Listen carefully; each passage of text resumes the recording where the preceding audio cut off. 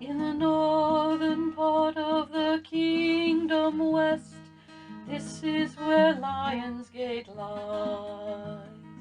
Here the bird sings outside his nest as he greets the morning sunrise. In Lionsgate, neath the tall fir trees, on your face feel the ocean breeze. Feel the magic that's in the air in Lionsgate the fair. To Lionsgate my thoughts return. I stop and I dream for a while of tourneys bold and fests nocturne, and ladies whose smiles beguile.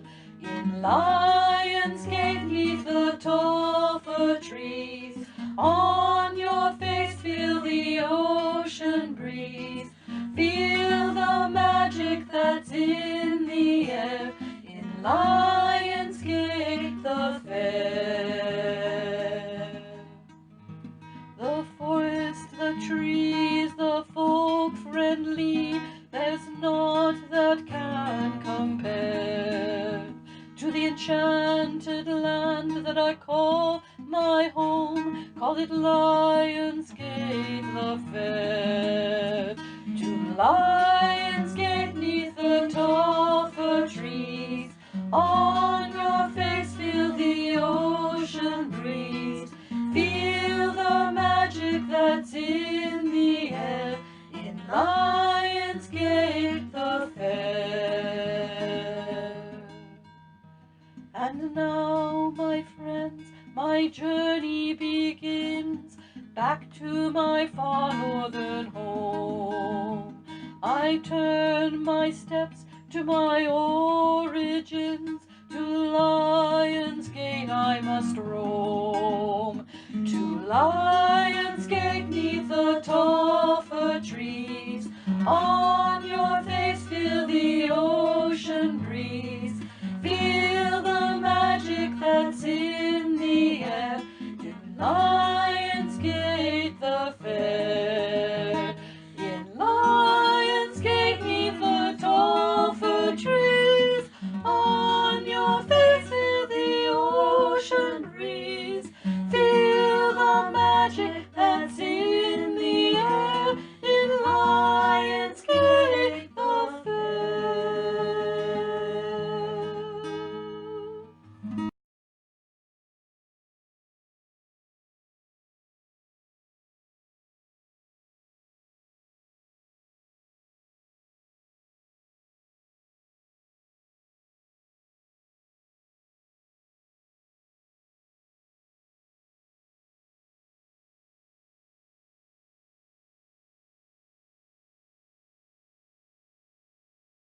Word to the cloud. Hey, it worked. Recording has started. It's amazing. Up to you, Your Excellency. Greetings. So, Moon Hides the Sun is joining us from the Kingdom of Calontir, which modernly is made up of Nebraska, Kansas, Missouri, and Iowa. I think I got that right.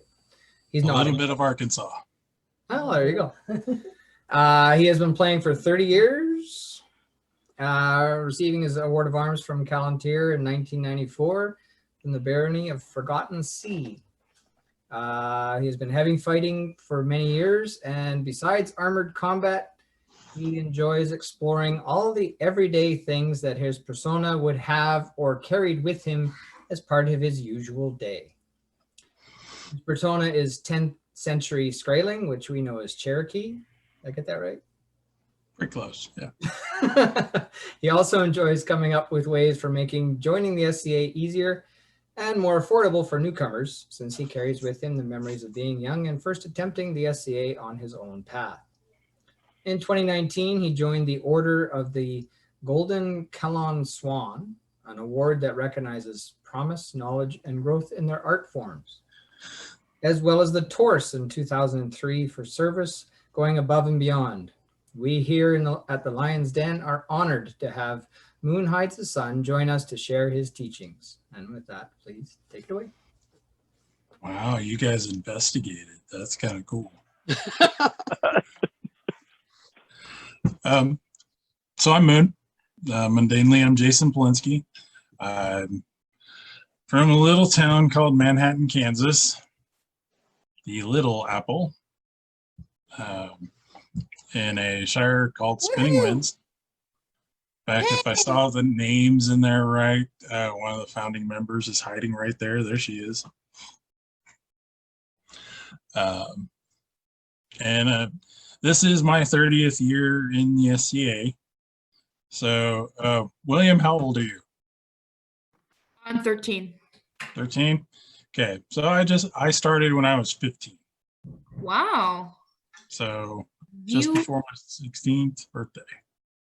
You're almost two of me. You joined the SCA pretty much two of me. Pretty much, pretty close. So actually my youngest son is about 2 years younger than you. So, and he does SCA when he can with me. So it's kind of, you're not alone. It's cool.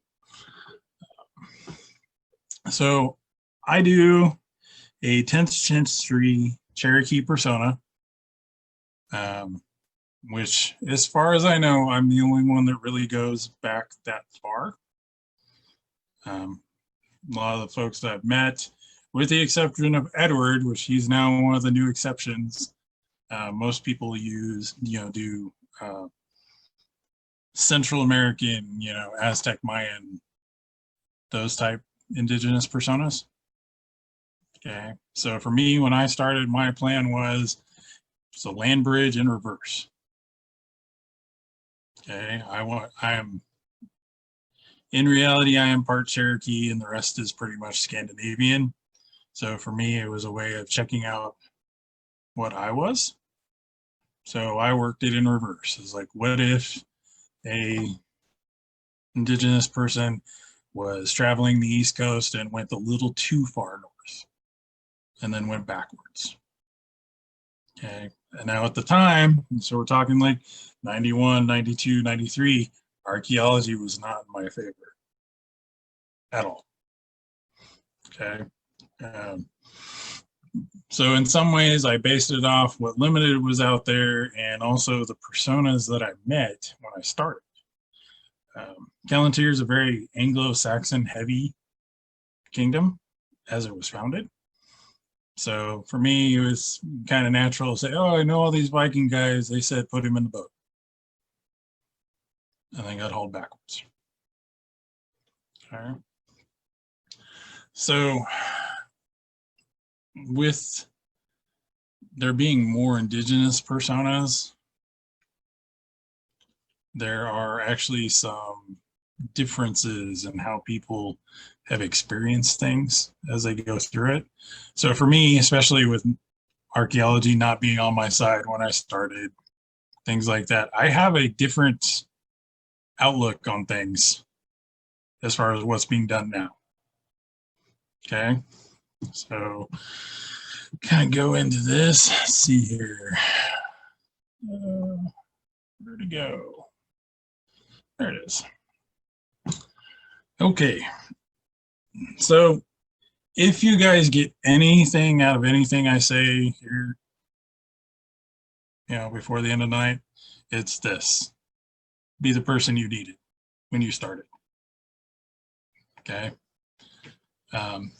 Now, I know when I say I started like 15, 16, a lot of people expect, oh, he's a second gen kid. He had all these things. I was not. I was on my own.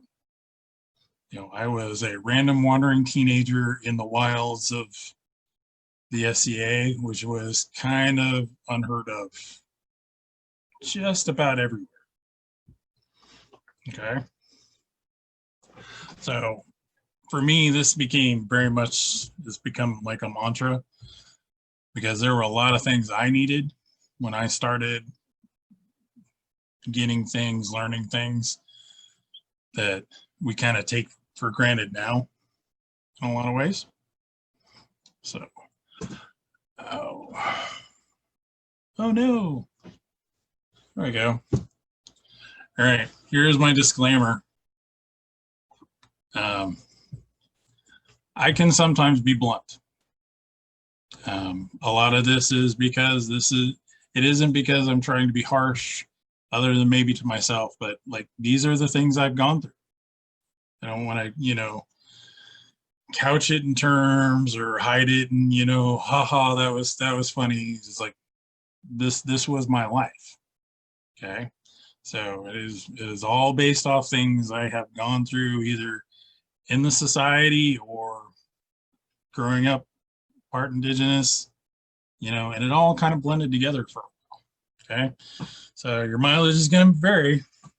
And sometimes I do kind of wing it and go off script. So you get me too distracted, just veer me back on course and we'll kind of go from there. Okay. See this guy? He's all young. This is me probably, I want to say I'm 19 at the time. It was cool. I was doing my thing, all full of it. It's also very stupid. Okay. A lot of that, now I say stupid because I'm aimed at myself. I could have done a lot more, but I let things people say to me get too personal. So I kind of, this is my persona. I didn't say a whole lot. I could have gotten dug through some libraries a little bit harder, but otherwise I became a stick jock. So I don't know, for you guys out there, stick jocks live in the wilds of the tourney field and the battlefield, and we don't come in for things. You don't see us at the ANS competitions. We're out there, we're just swinging stick, we're fighting, we're doing our thing. Okay. So I was like that for a long time, but I kind of on the side, I kind of did my thing. But here's the problem. This is how I was stupid. I half-assed a lot of things. Okay. So the picture on the right is, there's me in the middle. All my garbed glory. Not a whole lot. I lived in my armor. Bunch of young teenagers, loose. Kind of normal for back then. This is like, I believe Lily's War 1994, maybe 95. They're one or the other. The other picture, though, when we're a little more dressed up, compared to the dapper knight next to me, can you tell he's indigenous? Or does he just look like he's a little mixed up, confused, got the feather on the thing? I have a sword. I like the sword. I bought the sword. The clothing came from a lady who got tired of me dressing the way I dressed. So she made me a nice tea tunic and then was very upset that I had almost outgrown it by the time she got it to me. There are some little things there I didn't really talk about. I kind of hid away. There was a medicine pouch under that tunic.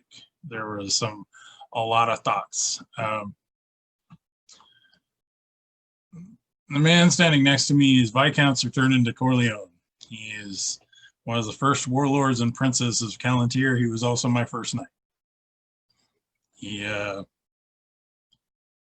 was very supportive in a very weird way. He didn't say, you got to go do this. He's like, you do your thing and don't let people tell you what to do otherwise. So I did my thing.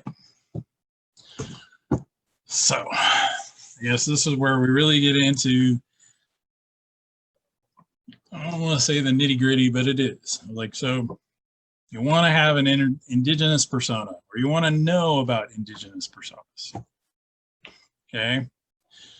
before you ever get started, you have to get in your head that there are people who are going to say some things, ask some things that are going to seem awkward, maybe a little uncomfortable, and maybe just in some cases they can seem kind of rude. Okay. These are things I have heard since I started.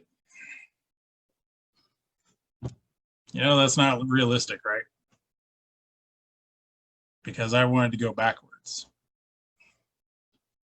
You know, nobody went back with Vikings to Europe. That didn't happen.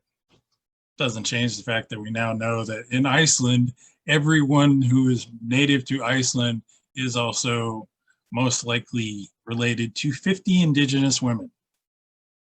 More likely Inuit or Micmac that lived up in the upper part of the Arctic on the East Coast. But that's because DNA.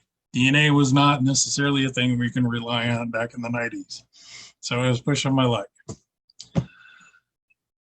This becomes a little more SCA specific. He's like, you know, we only do medieval stuff. Medieval being Europe. So when I was starting, the traumatic persona at the time were samurai.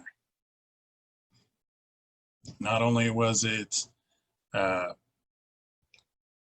iffy because, well, you had a lot of white guys who wanted to be samurai. There were a lot of samurai movies.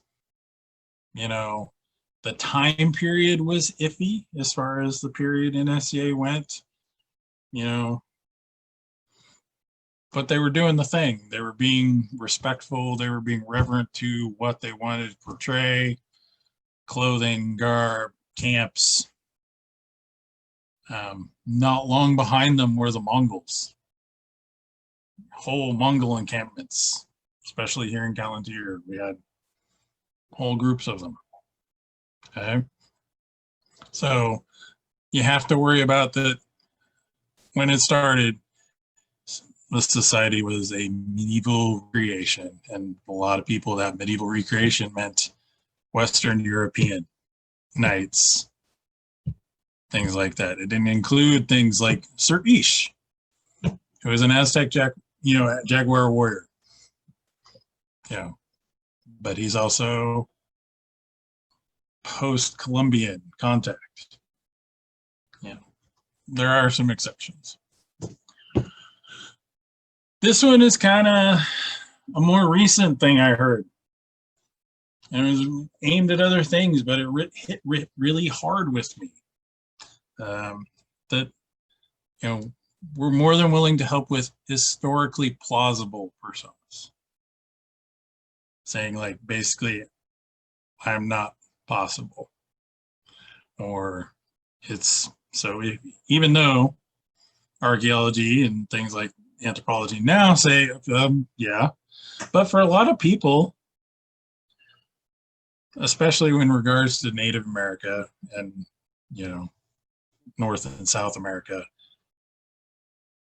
indigenous cultures didn't exist pre-Columbus. There's just nothing there for them. Okay, it's not a thing. But especially that one kind of hurt because I kind of took it as like, so me going backwards and going to Europe versus Europeans going here didn't mean the same thing. Okay. Let's see. This is my favorite.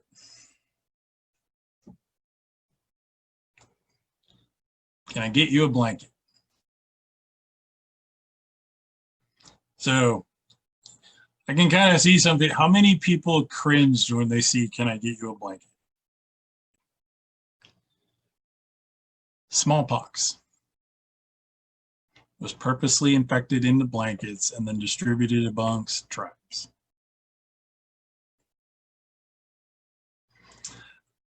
These are things friends have said to me.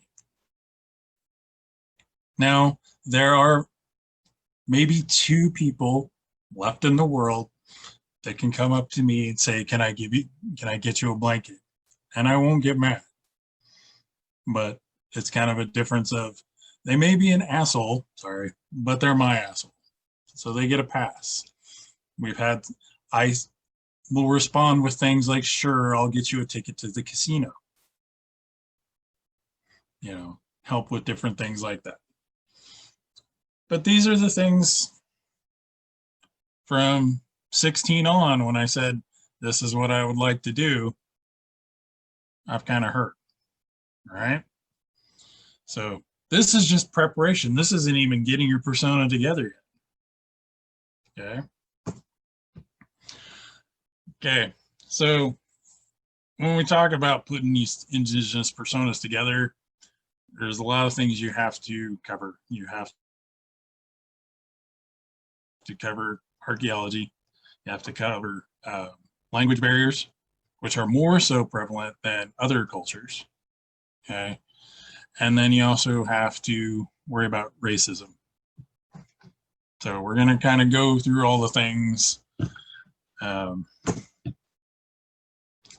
Archaeology really is not on your side. I know we're all historically minded people in the society, but as far as like an indigenous persona goes, archaeology doesn't like me. Has anybody gone and visited like one of the Native American museums? Just anywhere? You ever notice that they all seem to stop at colonial contact, and then there's like a 10,000 year gap of it's now Mesoamerican? It's like there's nothing exists in between. Okay. So why is it not on my side? Big one is oral tradition. You guys don't know, oral tradition is for cultures where things are not written down.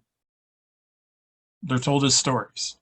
They're given to you as like, it's like those stories that are handed down about your grandpa who did a thing, who talked about his grandpa who did a thing, or this during the summers our family always went and did this. It became tradition, then it became a story, then it became your history.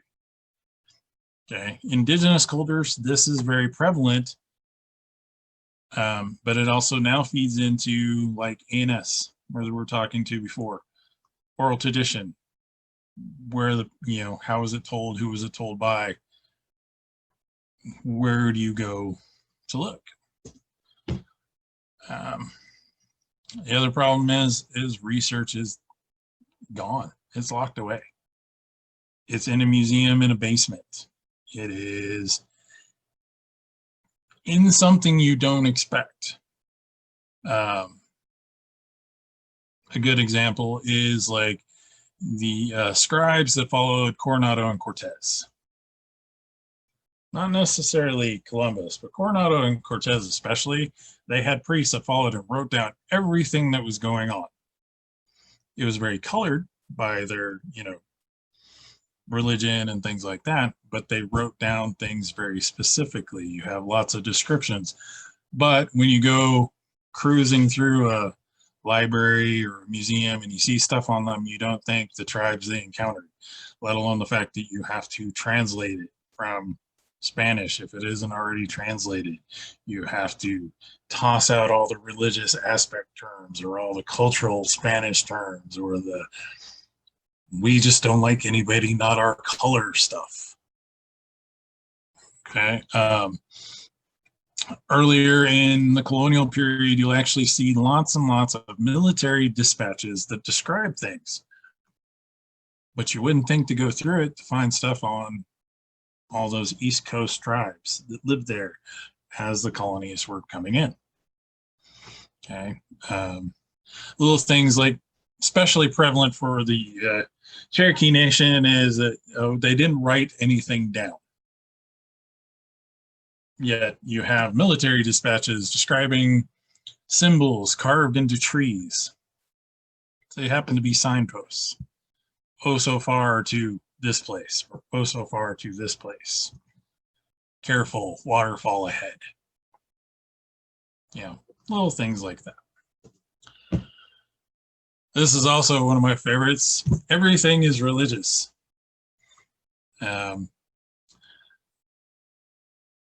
how many guys are like, especially now, YouTube addicts and documentary addicts, anything history, watching Time Team from the BBC, anything about it, and anything they find, there's always a person who's got to find the religious significance to it. They must have, oh, we found this stuff. It must have meant it was a very important temple, or minus the fact it might have just been the guy's house. These are common things. So this is also the big one. Not popular. The reason I say it's not popular, if it is not the popular topic, it's generally not covered. Now I don't hate on Dances with Wolves as a movie, and the people that were involved making it and making sure it was accurate as far as the indigenous people are concerned. They were spot on, pretty perfect. They were very reverent to everybody there, everybody involved. It's like, this is how they lived before these people got here. But another example, me growing up, other than the Trail of Tears, what do I have to research as far as the Cherokee goes? Not the popular topic. It's hard to find.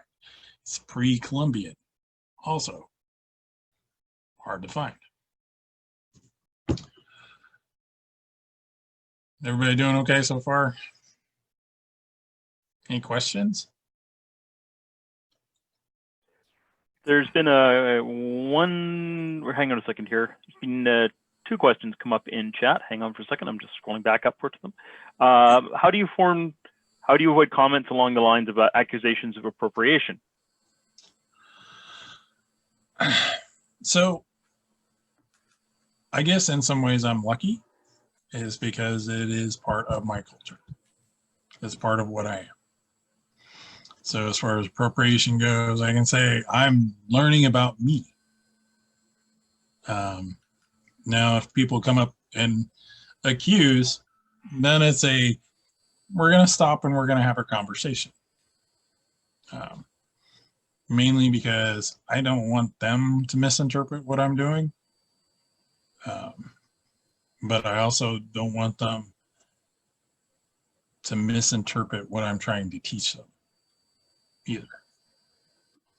Yeah. What was the other question? Sorry, I turned my mute back on again. Okay. Actually, it turns out it was a comment, was not a question. So. Oh, okay. I only have 1 question so far. You're doing 1. Well, it's either a good thing or a bad thing. So another thing that kind of goes on with archaeology is the language barrier, especially with indigenous personas. Okay. Anybody read that?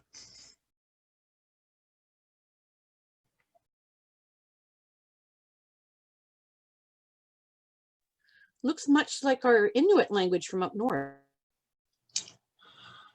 That is Cherokee or Sluggy. Okay. I'm very much confused by that. Okay. It I'm also sorry. just says Cherokee font, as in what you would type. Would you have had any clue what it said? If there wasn't somebody there to tell you what it was, or you had some way of translating it. That's an extra problem amongst indigenous personas, which goes back to oral tradition. Okay. So some words just don't exist between the 2 languages. So say you do speak both languages. The context and syntax are totally different. There are some words that just don't exist because they don't exist in the culture. Like there are some indigenous cultures that do not have a word for mine. Like that's mine.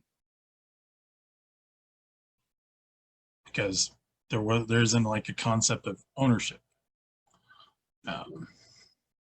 This is an especially rough one that has hit a lot of indigenous cultures and is actually very prevalent to Cherokee Nation right now. A lot of places have no native speakers. Their language is dying because the people are dying. So for my tribe, they are very much, there is a heavy and intense program to save the language with the native speakers. So very poignant with it, especially with the way things are going with the pandemic right now. Native speakers amongst the Cherokee Nation are considered some of the most important people on the reservation, are on the top of the priority list for vaccinations. Because if they don't save the language, they lose a lot more. They have a very intense learning program for the language. You basically get dumped into the immersive wading pool.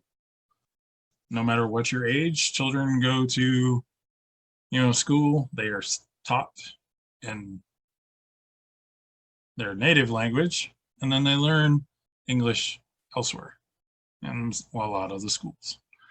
Right now, they have their program involves basically you get dumped into the wading pool. You learn oh so much.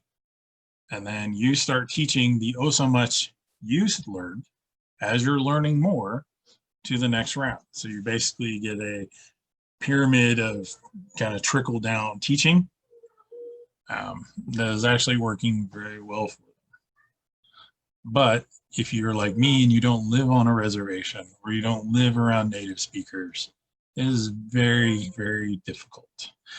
It's like a lot like dreamer children who are brought to the United States and not taught Spanish so that they don't come across as what they are. Or they're some places they're the secret translators. They know both, but they're not allowed to talk about it.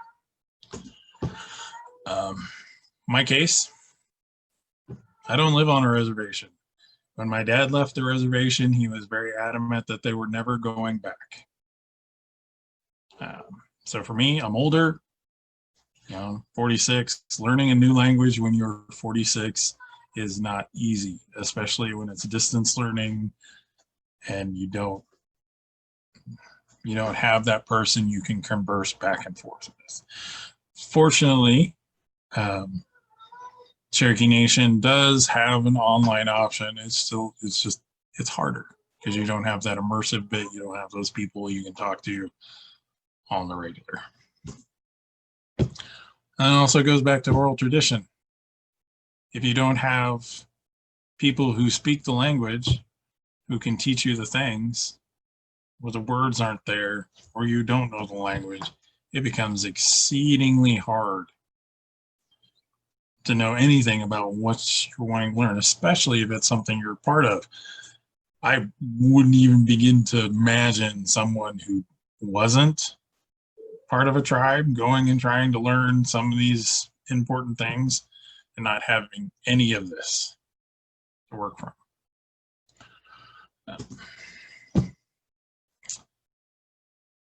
So making an indigenous persona, remember, kind of talked, there's three things.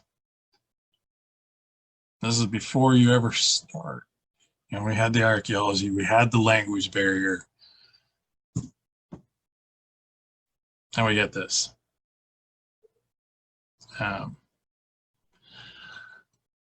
For people who follow the news,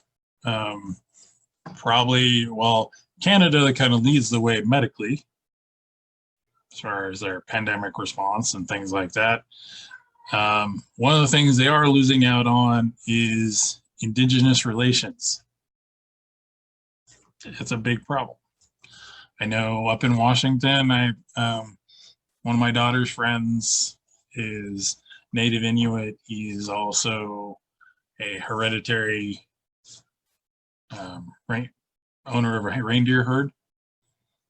He runs into a lot of racism once people kind of find out what he is or who he is. So it's a big thing, but it kind of goes, we try and talk about SCA is all inclusive. People are great. I'm going to kind of remind some people of things. Trimgate. Last couple of years. People who don't know,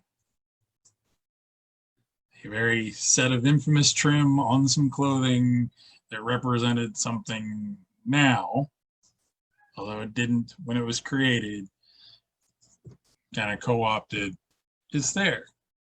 Unfortunately, a lot of things you also run into is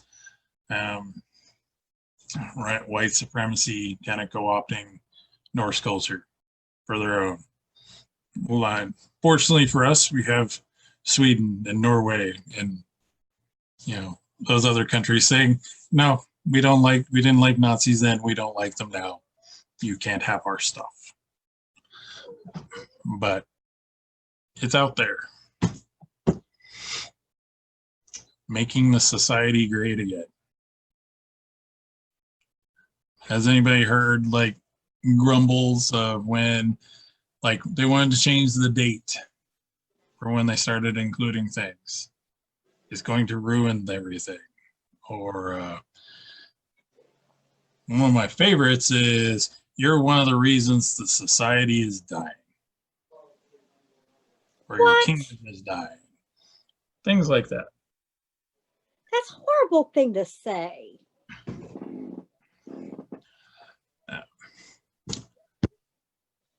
Religion.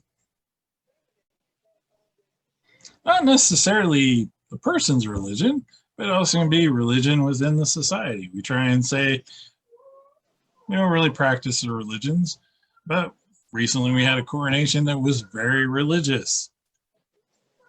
Made kerfluffle, seem kind of mild. And then the people doubled down on why they did it, and it was kind of fed into that make the society great again. Just quit being a snowflake. It's our hobby. There are things out there. Then we get into me.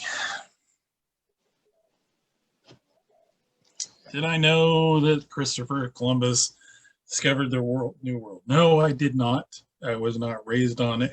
Every single year in school, history ad nauseum, and not only the fact that he never stood foot on the continent and was completely lost, and it was full of people already. But then we get into more. Did I know the Vikings actually discovered the New World? This is fun, especially for me, going backwards the way I do. They discovered everything. Here we are. Fortunately, the way Northern Europeans, especially those in Sweden and Norway, doing their own work, they realized, no, these guys were out just looking for places to live and ran into these other places.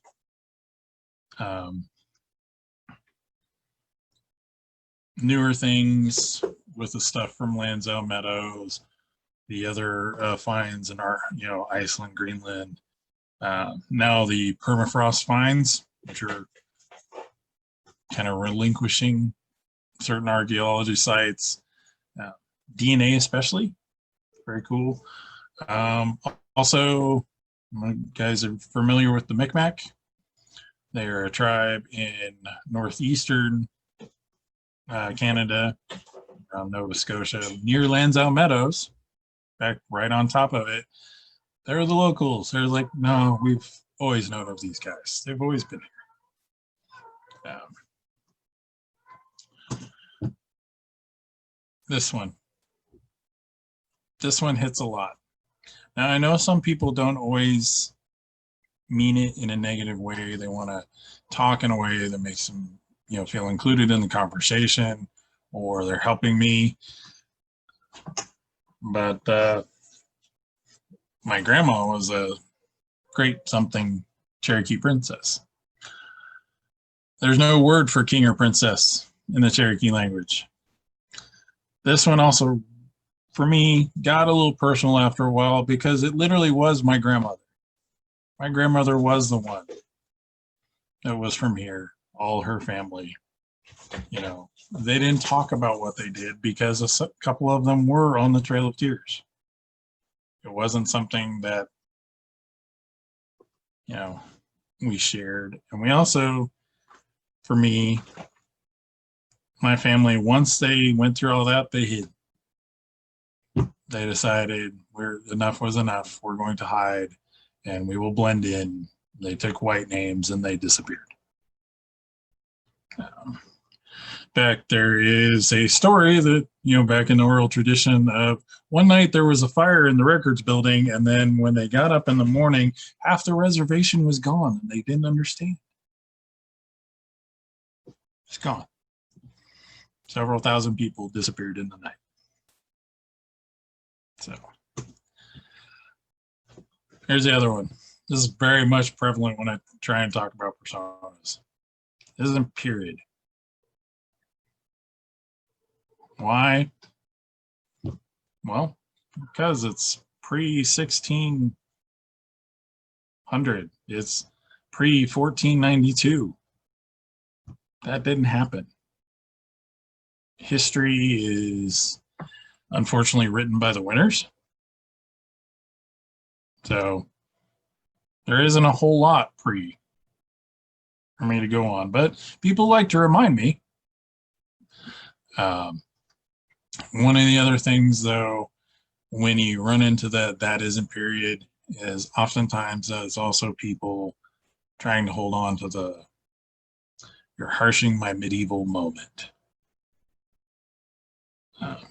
Because it's Western European history, the Western European period.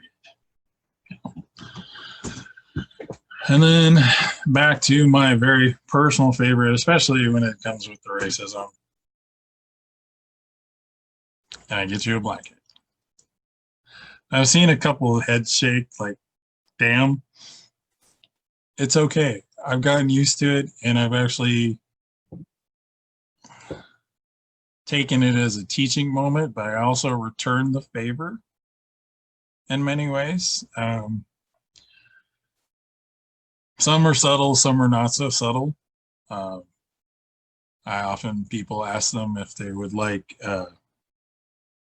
tickets to the casino. I could get them some chips. Maybe bankroll their paycheck. It's harsh. It really is. But it makes them think about what they just said. And it goes back to there are literally only two people on the planet that are now allowed to say this to me and get away with it. Because we've had those conversations already. Now, I know this one's kind of rough. Are there any kind of questions before we go ahead? I saw the chat thing kind of went, we're talking, but I couldn't look at it. Hang on a second while I unmute myself. We did have a question about whether the Cherokee language is in the context and linguistic coupling with Dene. Not that I'm aware of. It is mostly considered an Iroquoian language. Five Nations, it's going to follow up in your Iroquois, Second Fox, Choctaw, those kind of languages, which primarily those tribes ended up in the Oklahoma to Kansas to Nebraska kind of area after relocation, stuff like that. Dene, I am not sure where that one falls. But that's just me not knowing enough about the languages. But there are generally your best bet to find out about those languages is if you know the particular tribe that it's associated with. If you look for their reservation website, many of them have their own active language programs going right now. Dene are also referred to as Athapascan. So it's sort of northern prairies. Hmm. And that's when you're going to get into like Cree and, you know, the northern Lakotas and things like that. I think when Edward gave his talk, he may have talked about it a little bit. Actually, also down like the Navajo. Mhm. Speak their name. You're really quiet, Eric. Sorry. Actually, what I was referring to is the Navajo. When I asked whether or not there was connection for the languages. Did you copy that, Moon? No, I couldn't hear him. It's asking if there was any relation to Navajo for the languages. No, Navajo is gonna fall more into your like Apache, Comanche, those kind of. There are some crossover words for lots of tribes. So, but there was intermingling. There were trade routes, you know, things like that. There's very much a reason in some of the mounds they found parrot feathers from South America. You know, people talked. It was just not always historically, you know, kind of covered. We just had actually another question. If you have any images of your 10th century persona addressed in your persona kit. Yep, that's actually coming up. Okay, good. We'll look forward to that.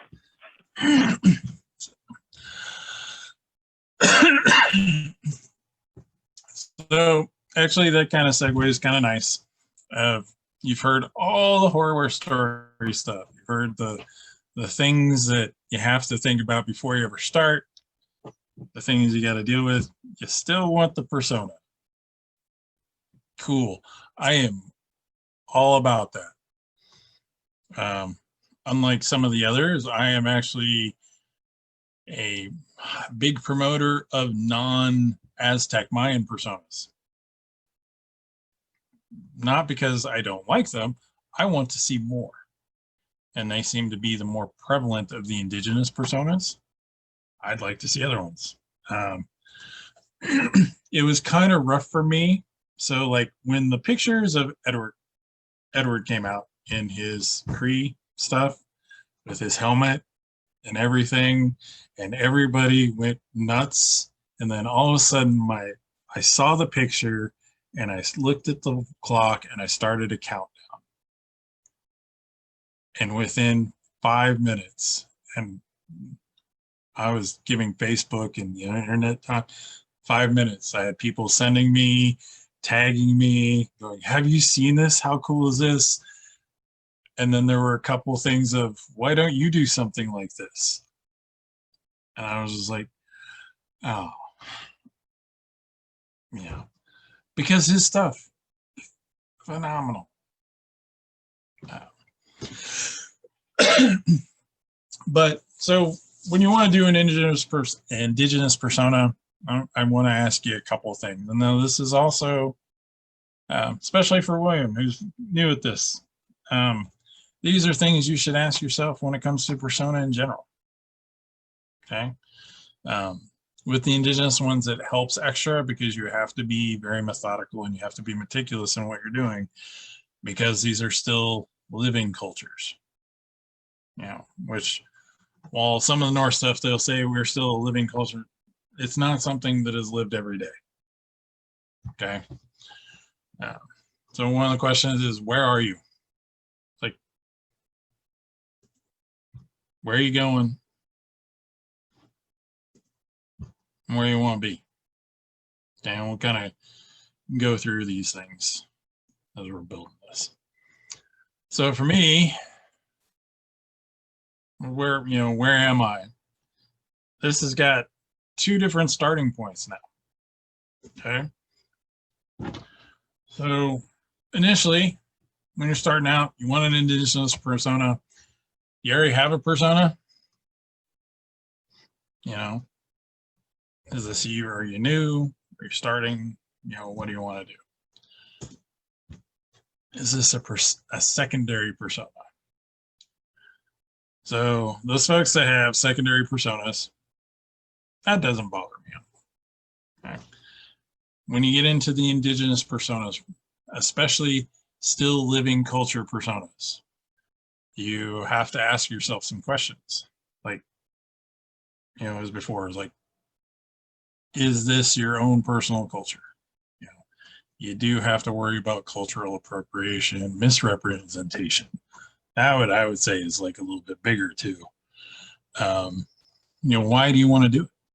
Is this just I want to make a thing for an A&S project? Make the fancy Aztec costume, with all the feathers and the things, or is this something of me that I want to get into? It's the why. Why do you want the indigenous persona? So, where are you? This is where I used to be. Okay, very much a kid, for the most part, dressing like a, Norse persona, trying to figure out how do I make it work. Okay. And then it kind of changed of where are we going? All right. When I was younger, I did not have a plan of how I wanted to do my persona. A lot of it, it's back to the archaeology, it's back to the language barrier, it's other things. But I was also in process. Where am I going? This is me 5 years ago, maybe 6. Still very much very Norse. It's mostly armor. At the time when I had it, I had one of the few Norse-inspired helmets, even though it was a spun top. It had Master Raymond's, fancy brass fittings on it. In fact, that one was made by Master Raymond. This is me. You guys dug into my awards, and so I believe that's 2003 when I got my Taurus. That is actually the first award I was present for. But at the time, this is actually probably the closest to native clothing I was. I was still half in my armor. I'd forgotten my belt. Excuse all the other crazy guys. Those are my old squire brothers at the time. But if you kind of look at the picture of me over on the side, the tunic had bone embellishments. The trim, although the picture's really, bizarrely enough, my wife now took this picture. If I'd known I was marrying her then, life may have been different. The trim had more native style embellishments. It looked more like beadwork, things like that. I also had leggings. I actually had a friend who was local. I hope he's watching. He gave me a pair of buckskins because they fit me versus him anymore. So I wore those all the time. This is recorded and will go on YouTube, so he can watch it later.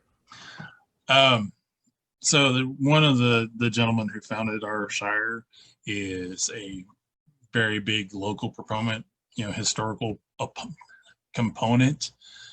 He's actually featured in the Kansas, History Museum, done all sorts of things, but he helped out a lot. I wish the picture was a little bit better to see. You could see some more of the stuff that at the time was doing better. Things started progressing, but notice it's still armor. The armor is now more hidden, though. Still very Norse. We're going through. This is after we took a break for kids.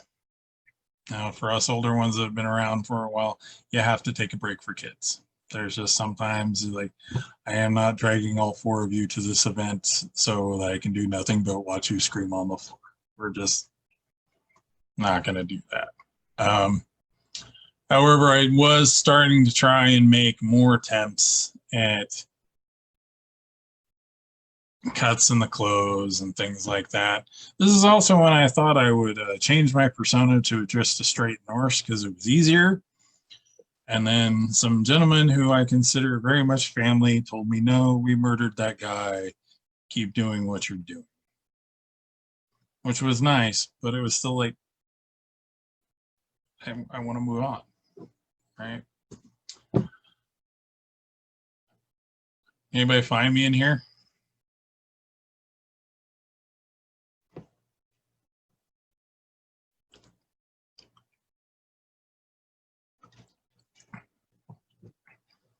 Definitely not the Spaniard in the middle. Nope.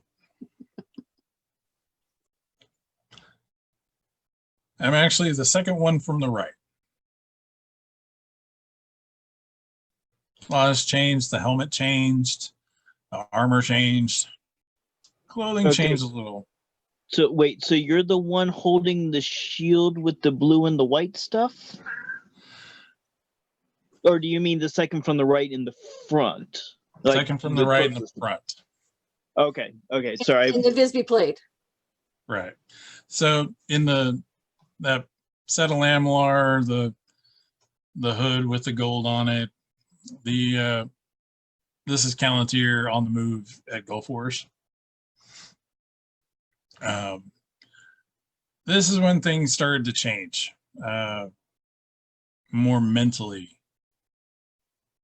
I started looking at persona and garb and things like that and developing that. Where am I? Where do I want to be now? So I started looking at things like what would Moon have picked up as he was traveling. I like to think that Indigenous folks are very opportunistic. That old SCA adage, if they had it, they would use it, very much applies.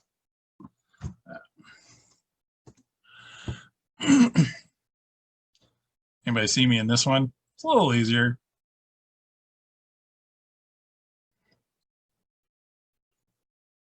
I know I put people on the spot and then made them think about it for a second. They're probably second guessing themselves.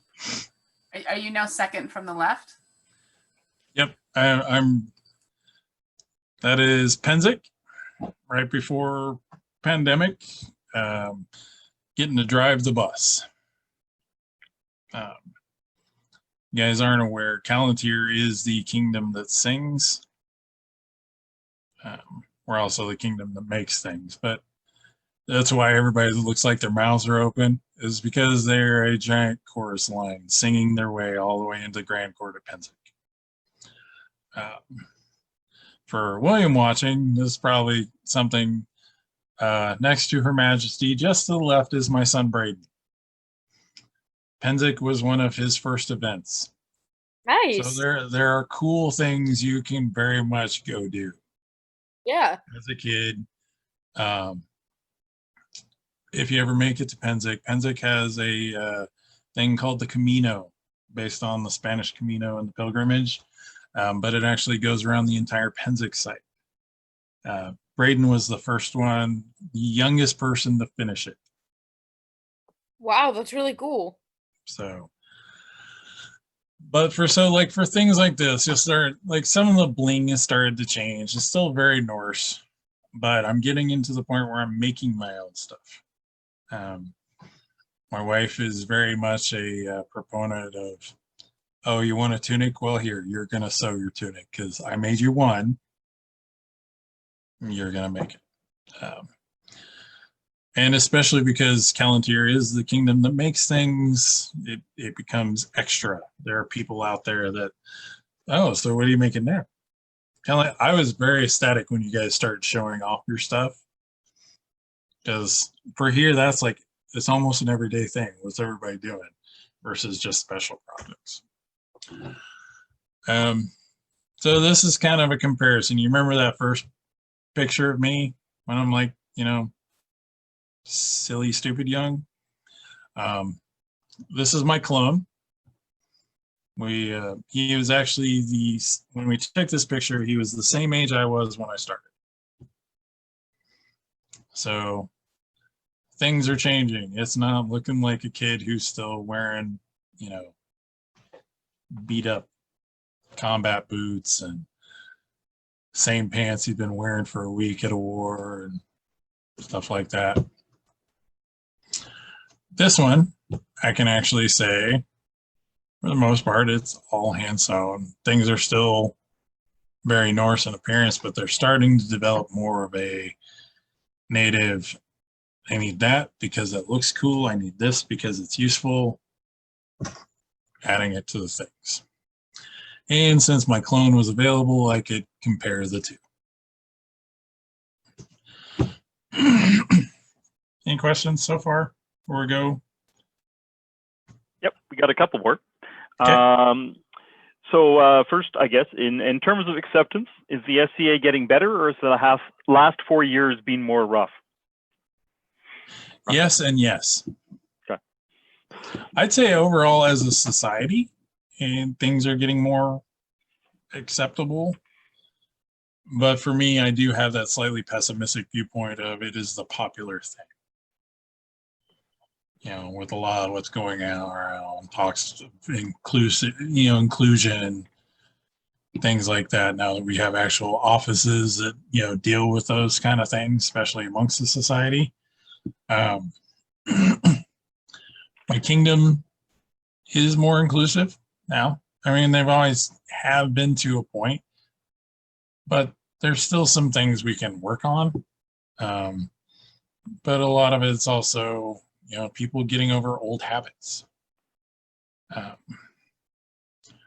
In the no, while still being a yes, one of the things I when people say I see you, I want to say, well, that's cool.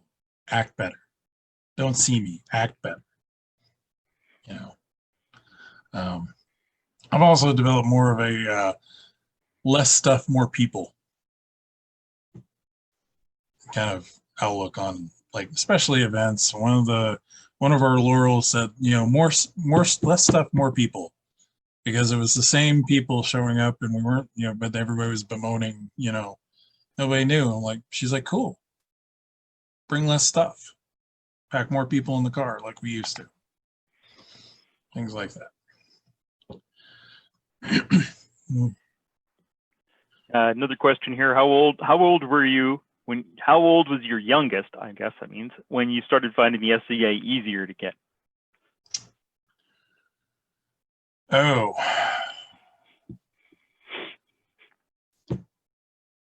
So I think that's going to actually vary for everybody. If I could tell myself when we had our oldest, just go. Just go to the event. Take them with you. Reason for that is then they're more used to it as you go. Versus if you take that break and then all of a sudden you go to do this, it's strange, it's different. I think that's where a lot of second gen kids have an advantage, is they're raised in it. Now, I also know it is different by kingdom. Their attitudes towards children do not translate across the board. Callantyr is different. We are very much a great big family.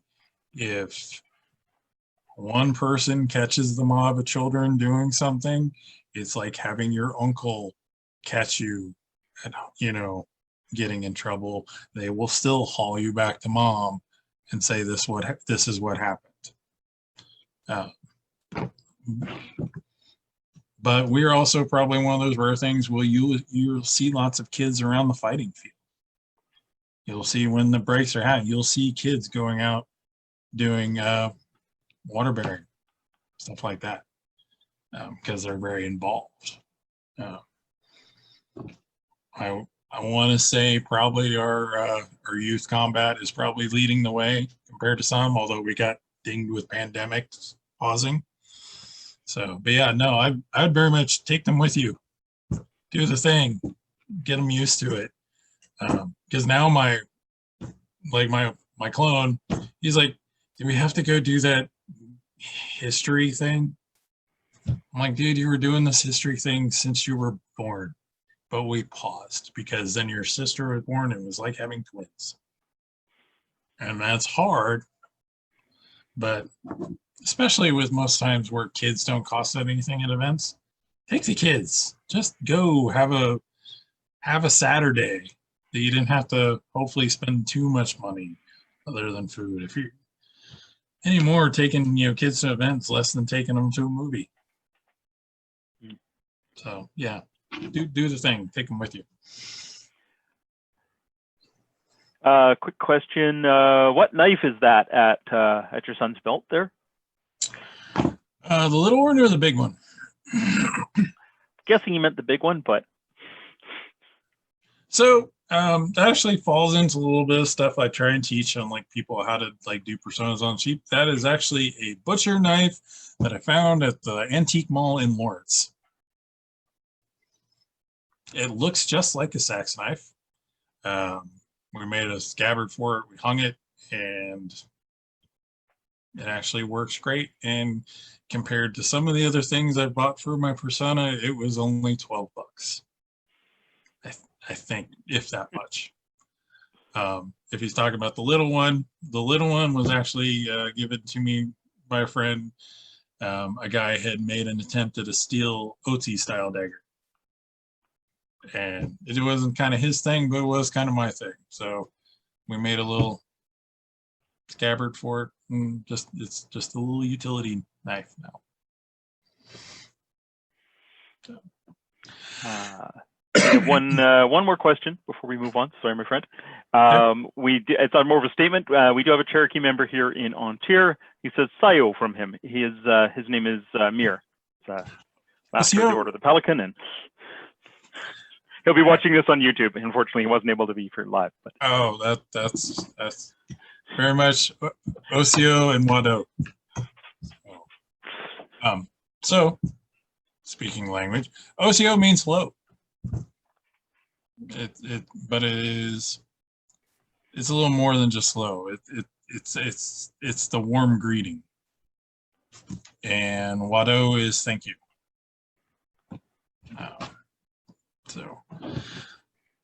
So that kind of brings us to where do we want to be?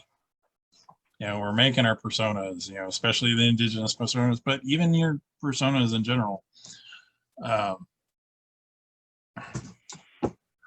This is where I want to be.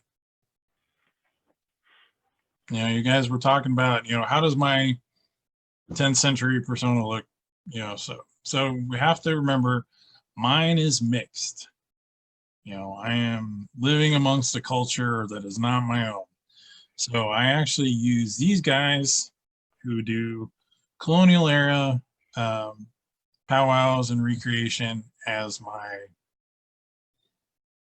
some of them are kind of like my persona heroes because of the things they do, but they're kind of also a thing to aspire to. So, for example, the gentleman down in the bottom right-hand corner, those are actually Cherokee stomp dancers. You'll notice a lot of their clothing is a mix between colonial trade goods and indigenous clothing. Same with a lot of the other guys who do like, the long hunters, various things like that. So my goal, however, is to mix it more with Norse clothing. So a good example was you might see me in a tunic, more Norse style tunic, but with the leggings and breech clout. The bling is different. It's more mixed between Norse culture, native culture. Okay. The reason I picked these pictures, though, is you can see a lot of their mixed up embellishments that, here, oh, this works. This is my way of decorating, though. Okay.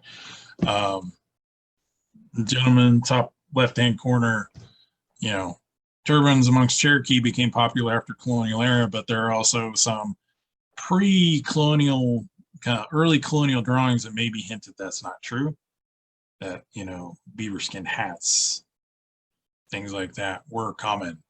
But you can also see how, like, they might wear a colonial coat. You might see me in a caftan, but I might have the the quill embellishments, the beadwork, things like that. That's kind of the goal. Part of that is this is what I'm doing. I'm going back. You know, clothes don't last forever. So you have to pick things up. How would he decorate it? What would he do? This is me yesterday, before my monthly shearing.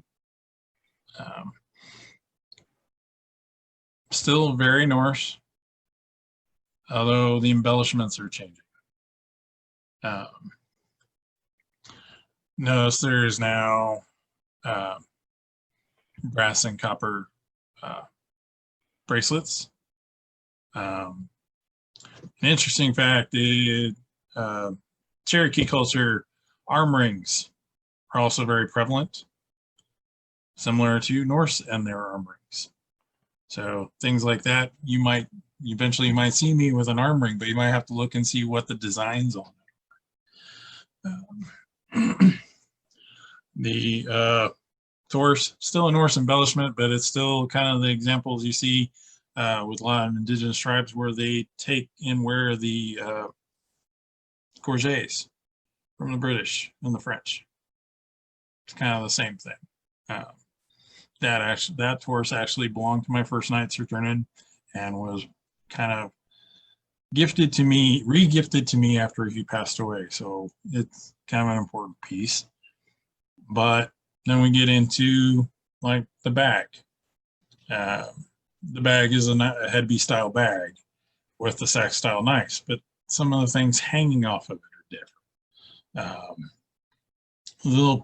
The picture on the left where it looks like it's got a strange little fingy thing hanging there, that is actually a semi-style needle case, which is actually very similar to Inuit style sewing kits, which then gets closer to like Micmac and some of the other tribes as you go more into the northeastern portion of the United States and Canada. The mantle, though, is a common thing among indigenous tribes. There are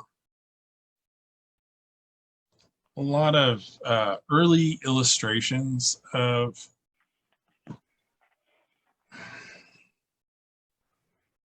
I don't want to say they were done in particular for a particular reason. There are a lot of gentlemen who were traveling into the colonies doing things that had journals, and they drew everything. There's especially, I wish I had the book.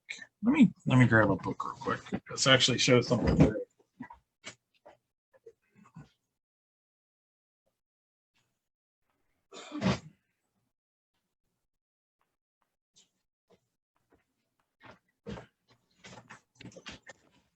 So one of the things is like Von Recht's Voyage. It's Georgia in 1736. The guy was a fabulous illustrator and drew just about everything. And they found his notebooks and things, but he also lived near and among various tribes people, and he drew them. But he didn't draw them in a way that was so how a lot of places, they have a very there are some of his pictures where have a very European stance when he's doing like a still life of this person. But he still drew them how he saw them, and they were still living exactly the way they had before colonists showed up. He also did drawings of like homes, things like that. I'm trying to find one because there's one in here that actually shows a group of people. There we go. I don't have a scan of this one, but it's You can see the mantles are kind of like, you know, the traveling blanket. It's the thing you have with you all the time. Some people bag on the movie, but Last of the Mohicans with Daniel Day-Lewis, historically what, you know, done is pretty spot on. Wes Studi, who's actually Cherokee as well, who played Magua, the villain, you see him with a mantle. It's a status thing, but it's also a utilitarian thing. So this is the start of it. There are pictures of reenactors who do indigenous stuff, who their mantles are blinged out with trade goods. Like, they found them totally useless, but they're pretty. So you'll see, ran into one gentleman, he had like 17 little silver cloak pins down his mantle, you know, and other things. For them, they're like, oh, it's you traded me this thing that's kind of silly, but you seem to like it because it's silver. I'll trade it to you, no big deal. And those things were changed; they would be fluid. So that's kind of where I'm at. I have in Calontir, we actually currently have a thing called the Clothing Challenge going on right now. It is from November through to February. Make a so many layer set of garb. You know, however you're doing it. So for mine is actually I'm taking the pandemic time and adding to the layer. So like here, you'll see I'll have the more Norse style tunic, but I will have the under tunic maybe embellished with things. You're going to see leggings. You're going to see between turn shoes and moccasins that are going to be interchanged. Leggings and breech clout with, you know, the tunic, or, you know, the caftan with the other things. I also have the stuff, once I have the bravery to start cutting on things, is actually doing one of the horsehair roach, which is kind of a hairpiece decoration, but they're kind of very particular. The other thing I'm doing is, as I'm taking things and making them in, you know, a Cherokee fashion, but from materials that he may have had available at the time. So kind of like where you guys talk about how I like to make things that Moon would have had. I still think about the things of like, well, what would he had to work with, you know, if he traveled backwards. This is actually very specific because during the time period I kind of picked at the beginning of the 10th century, you could conceivably walk from South Carolina to Constantinople and make it all the way. So also during that time, you had everything was going on. The 10th century was all over the place, you know, between Norsemen raiding everywhere to going into, you know, the Varangians going into and protecting the Roman Empire. It's, why not have an Indian wandering through like a tourist? And in some ways, that's how I treat myself. I'm a tourist. I'm visiting all these places. So now it's like, how am I going to get there? One of the things I decided to do, especially when all the lockdowns started, was I was going to pretend I was teaching my kids. You know, we don't live in the same state, so it's a little hard. But one of my daughters is interested in, you know, in SCA. My youngest is interested in what he's hand, but he's not in a make the things. He's a go do kind of guy. So I thought I would start sharing it. Before we go into the how, are there any other questions where I'm at? Okay. The other thing is, like, I had to think about, is my plan, and for you guys when you're doing your personas, especially, is your plan helping you get where you want to go? That's a big thing. Because if you're doing a thing, but your plan derails you every 2 weeks or 3 projects, you know, you have to go back and revisit those things of, you know, where are you going, where you want to be, is it helping?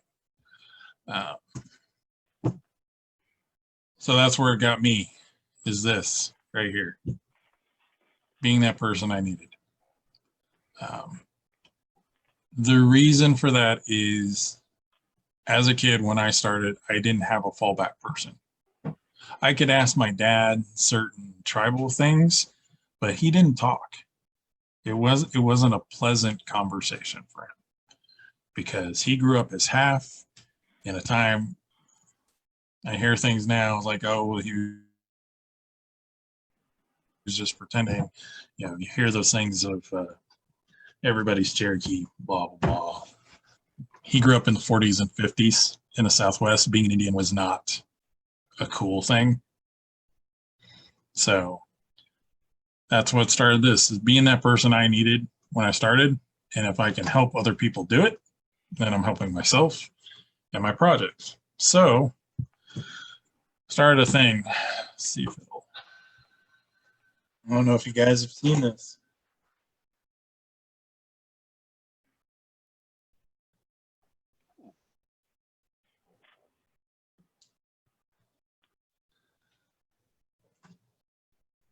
So I started a YouTube channel called the Skraeling Saga.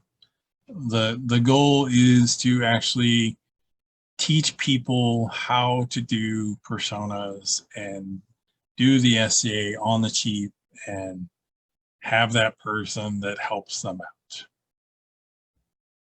out. For you folks in Antier, you actually should recognize that beach. It's one of your beaches. It's actually Long Beach. Tofino? Yeah, I was thinking Tofino. Yeah, it's Long Beach. So that was actually taken over. I'm not seeing any image, Moon. I'm only seeing like sorry. a black square. It was done playing. I could probably get it to go again. Maybe. There you go. There you go. Now I see something. It was actually over Thanksgiving break. So, We but have a ton of beaches in Antier. So yeah, it's hard to tell which one. Yeah. But Long Beach is an interesting beach because it has what are known as the wampum shells, those long cylindrical shells that were collected there. That was a big trading good here on the coast. Oh, and then there's the whale skeleton and a couple other things. Yeah. So I kind of treat it, the Skraeling Saga is my travels and how I'm doing things and me learning things, and then go, okay, I've always kind of been brought up that once you learn something, the better way to keep getting better at it is actually to be able to teach it to someone else. So the goal with the videos is like, I kind of treat it now as your average high school student that wants to do SEA but doesn't have a parent who's in the SCA or has somebody that can tell them, like, okay, here's how you can make a tunic on the cheap. I didn't know how to make a tunic on the cheap. I knew how to sew. I didn't have those people that had the things to help me with it. Or like where to find shoes or shoes that will pass. Taking like the cosplay, the cosplay 10-foot rule. If it looks good from 10 feet, nobody cares. You're having fun, you're there. As you get going, you can, get other things. Like for me, I have a pair of moccasin-y slippers that I could wear. And if anybody's looking, unless they look real close, they're not going to notice. I could wear them all day in an event. They're just peeking out. I also have a pair of Doc Martens, and if you're not looking close, and I have like pant legs that come over them, you would think they were a pair of fabulous boots that, somebody had sold somewhere. So little things like that. That's kind of my spiel. It's kind of how it's evolved for me as I've gone. I know I don't talk about the indigenous. For me, it feels like I didn't talk about the indigenous part as much, but it's more the making of the persona and living through it versus the abouts. I can teach people about Cherokee all day. That's a whole different story. So, any questions? I had a question. One question that we're dealing with in Ontario, and I'd love your perspective on, is a lot of the methods that we look at attracting youth or getting on the radar of youth are things like scouting. We do demos. What are some of the ways you think that we could connect with Indigenous youth to let them know that the SCA is Social here? media. Social media? Yeah, you have to go where the people are. And as much as I love the demos, a lot of times during the day, you're only going to have a certain subset of people available to like go to a school, do demos, things like that. And a lot of times the kids are like, it's a break from class. Unless you really catch like maybe say 2% of your crowd. So out of the 100 kids that may see you, you maybe 2 of them. And then if you're lucky, one of those comes by, especially if they don't have parents involved.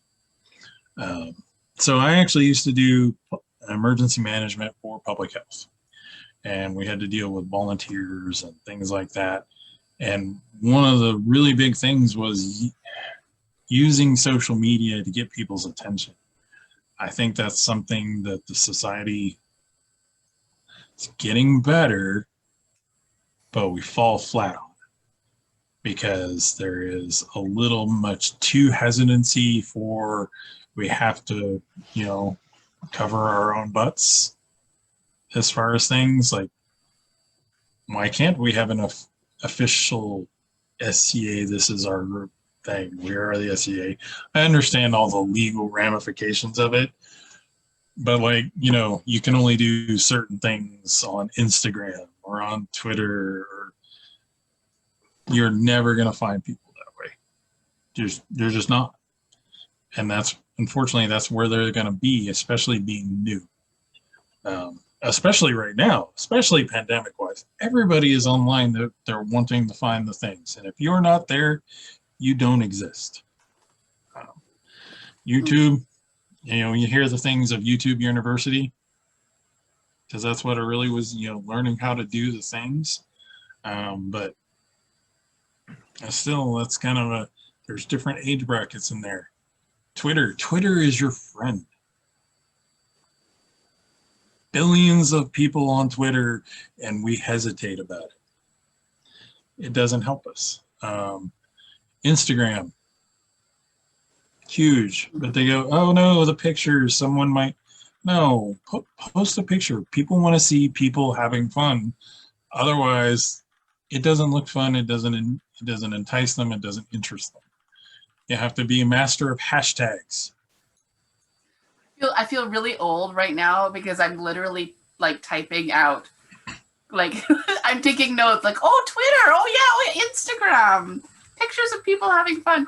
But yeah, you're right. Like, but if we want that to happen, somebody has to you have to start to put that in motion. Well, and one of the best ones out there when they were doing those videos. You can see everybody again, because right now you have your black screen still. Oh, I'm sorry. No problem. Okay. It's just. There we go. There we go. Perfect. So when they were doing the dance videos, and it was split back and forth.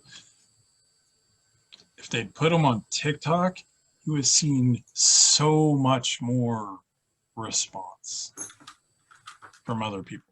Dance videos, TikTok. Okay, I'm writing this down. It's a good idea. Like, that's a great idea. I don't know why we didn't think of it. Here's one of the things is why that is harder. It's because we don't use it. It's a generational thing.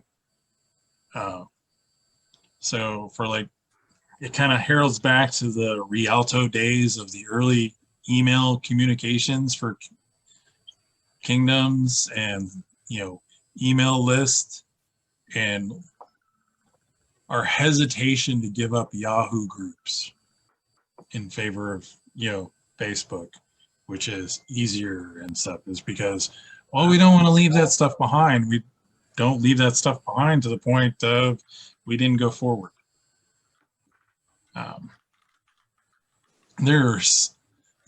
If you really want to know what the trending social media apps out there are, Google is your friend. Mm-hmm. Like, look at the users on it. You look at like Instagram, millions upon millions of people, just millions.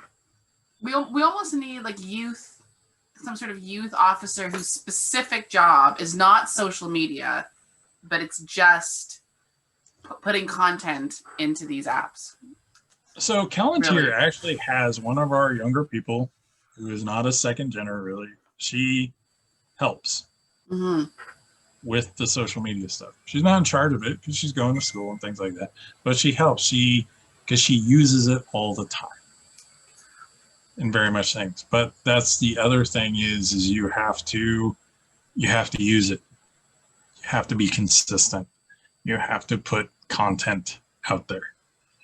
And it goes back, you have to be a master of hashtags. There's a reason your really high rated YouTube videos have a whole blob of hashtags down at the bottom. It's because it transfers over to Instagram. It transfers over to Twitter. All those things can talk to each other. But it's really, you have to be where the people are. And if you're not where the people are, in some ways, that's why the SCA is getting older. Mm-hmm. Mm-hmm. If you don't evolve, you die. But there's other things you have to worry about. Like, it harshes my medieval mellow. You're harshing my medieval moment. We can excuse a camera. We have problems excusing the cell phone. Because, somebody's recording the moment versus recording the moment. Yeah, we've had that issue in Ontario big time. I remember once I was at a court at Pennsic, and they had this. A couple of people had these little stands that had I don't know how to describe them, like carved, painted, little sort of design, little hole. Yeah, they camouflaged the phone beautifully. It was great. Yeah. I don't know why we don't do them here, but it'd be neat to see more of that because it was very subtle, and it didn't harsh the mellow because it's just. Everybody gives the E-Society a hard time because there are folks that can't make it to all those events, but for various reasons. So you have to have that way of they can still participate and see what's going on versus, hey, can we get the field report from Crown at some point this year, kind of deal, versus it's being live fed from the field, even if it is a camouflaged phone that's just doing a live feed of watching the tournament. You have to use the tools available, be opportunistic, do the things. But that also comes in, feeds into more people, less stuff. Bring your friends. If they say that sounds cool, it's like, yeah, we're having an event this weekend. Want to go? You can borrow some of my clothes. I don't care. You have to make it conversational versus obligation. That makes sense. It's easy to say, hey, my friends are coming to the movies. Want to go? Oh, yeah. Same thing. And will we still have our guest speaker? Does anyone have any questions for Moon? I've got a million questions. I have a million answers. They may not be right, but we'll see if they match. Okay, so first off, I 100% agree with you on the SCA's inability to use social media to its maximum. That's actually on point completely. But secondly, so my specialty is weapons and armor. right now I am trying to research pre-Columbian Indigenous North American armor. Do you have any sources? I found some for the West Coast specifically. And also, I'm completely interested in the trade routes specifically with copper from the southwest to the northwest, because I've seen armor, Pacific Northwest armor with copper plates on the arms and legs. Okay. So like armor, the main armors are probably going to be more your Northwest style stuff. Simply because they were the materials they were using, it was a little more prevalent as far as how they did. Plus, it was kind of a cultural warfare thing. More Central American and South American tribes, especially as you get into Aztec and Mayan cultures, they had more armors, generally made out of bamboos and things like that. Your Eastern tribes, though, as far as I know, not really a thing seen. Okay. But it was also culturally speaking, they fought differently. But there was also I don't want to call it blood feud type stuff, but there were laws for retribution if things happen. So you didn't see the same type of fighting going on. But for Eastern Woodlands into the Plains area, there are different things like what people consider decorative shields was really thick, like buffalo hide or elk hide. Things like that. That you're probably going to get more into the era of the hidden armor. Doing sport armor under the clothes. Kind of like that's what I'm really moving towards. Because I'm going to look like I'm wearing my clothes, but I'm coming in to do things. For like light weapons and cut and thrust stuff, that's a little different. Because then you can change up your arrows a little, and you can use European bits that were taken. But also the fighting's going to change. You're going to see a transition from stone and copper tools to full-on steel tools. You're going to kind of skip the Iron Age as far as like trade goods, stuff like that. Copper, on the other hand, that's a whole different story. Because there were copper and silver mines all over the United States. And it was traded all over.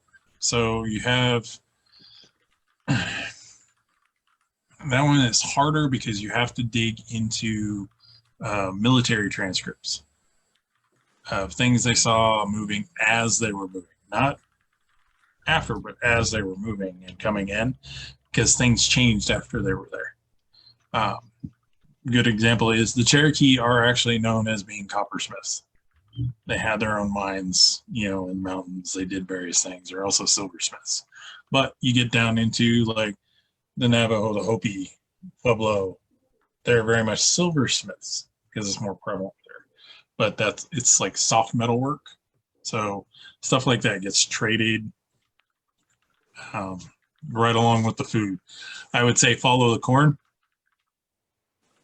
Yeah, I have a ton of emails out to different universities in the U.S. to discuss trade routes and types of products traded specifically dealing with metal. So I'm still awaiting some response. Arizona State got back to me and discussed mostly silver, which makes sense. But I'm just curious about mainly I'm curious about the copper because I've seen evidence of Pacific Northwest armor with copper plates. So it's like, we don't mine that here because copper here is too deep to be easily mined without industry. So like a good example is like there is a place called Pipestone, Minnesota. That is where most of the pipestone you will see for just about any pipe of any tribe came from. I've been there. So, but they were smoking those pipes well before colonists and settlers arrived. They would send trade routes. Kind of back into oral tradition. I was down in Tahlequah at the Living Human, museum there. They do a right at colonial period living history museum. One of the culture keepers, it's Noel Grayson. He's considered a national treasure as far as the Cherokee tribe is concerned. He told me they would load up, young men with basically as much meat and food as they could reasonably carry, and then sent them a direction.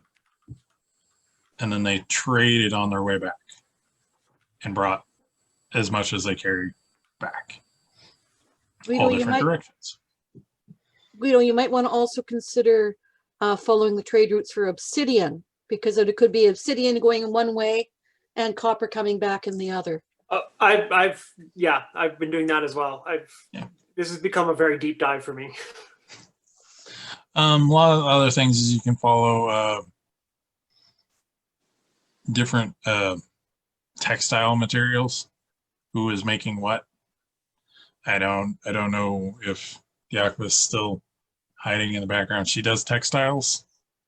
That's her thing. But there's all sorts of stuff. But you have to look in those weird places.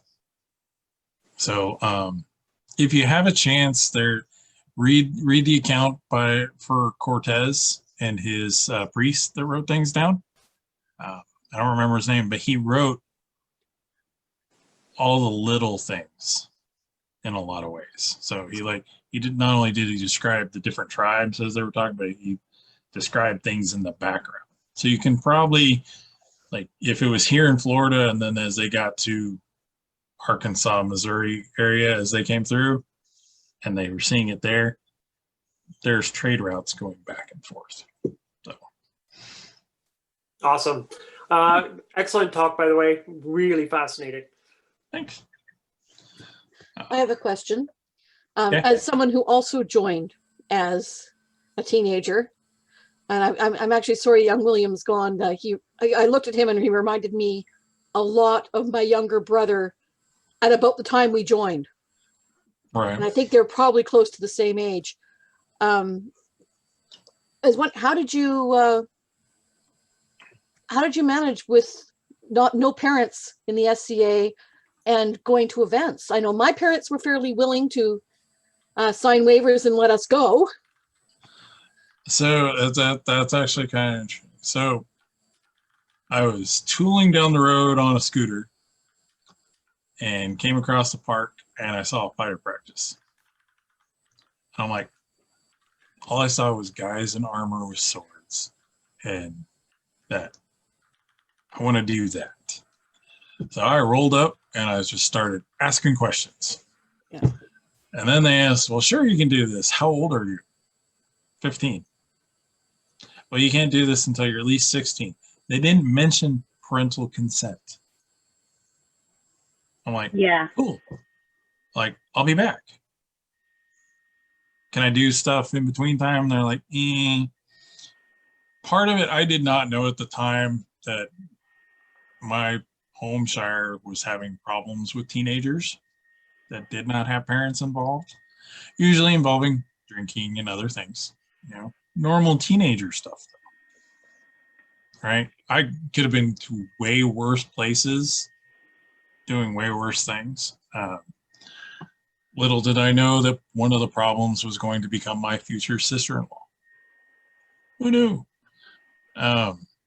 So I left. I talked to guys at school. One of whom is Master Iden Thrisis, who lives up in Olympia. Because we went to school together. We were talking about all this stuff, and he's like, well, we could go to the park, and there were these other guys that were doing the stuff in a different park because they'd stop by and they're like, no, you guys can't do this. So I waited till I was 16, and I'm like, cool, I'm back. You said, gotta be 16. They're like, well, you have to have parental permission. Okay, I got that. Like, no, it has to be signed. Like, cool. You got the paper? They weren't expecting me in any way, shape, or form. So they very hesitantly gave me a waiver form, like a parental consent form. I took it right then home and had my dad sign it and was back in about 20 minutes. They weren't expecting that either. And they're like, well, no, he needs to come down here. I'm like, well, that's not what you said. I've got this. Here we go. Finally, they're like, okay. They realized I wasn't going anywhere. They did lovingly refer to us as the Oak Stick Boys because we were those kids in the other park hitting each other with sticks, which I found kind of amusing later because they're the adults hitting each other with sticks. We just weren't using rattan. We were making our own stuff, doing our own thing, until finally I was like, no, we're invading because they got all the cool stuff. All right. I had to have usually somebody who was willing to be my keeper if I didn't go by myself, which you didn't really get to roll into an event without an adult as a teenager. I probably slipped by them a lot because I came in with other people. They thought either A, I was older or I belonged to somebody there. In the U.S., was it 18 or older then? Oh no, I was an adult. I was. Oh, well, what was an adult?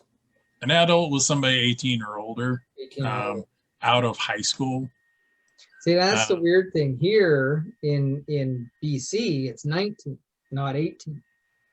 Well, and so like a lot of places, they took that to ensure you're out of high school. Usually, bizarrely enough, one of the guys who became one of my Squire brothers, who I have known, yeah, he took me to some of my first stuff.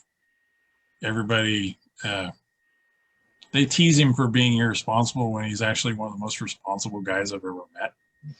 He's very well traveled. He's actually now he's a landed baron in the West, even though he lives here. I mean, that's the weird thing is I mean, I was 18 and I had two friends with me. We crossed the border into Washington, went to an event. They were both, I think they might have been 17 by then, but they were probably still, I think one of them was still maybe 16. Mm-hmm. Nobody asked me ages, nothing. It's 21 in Washington.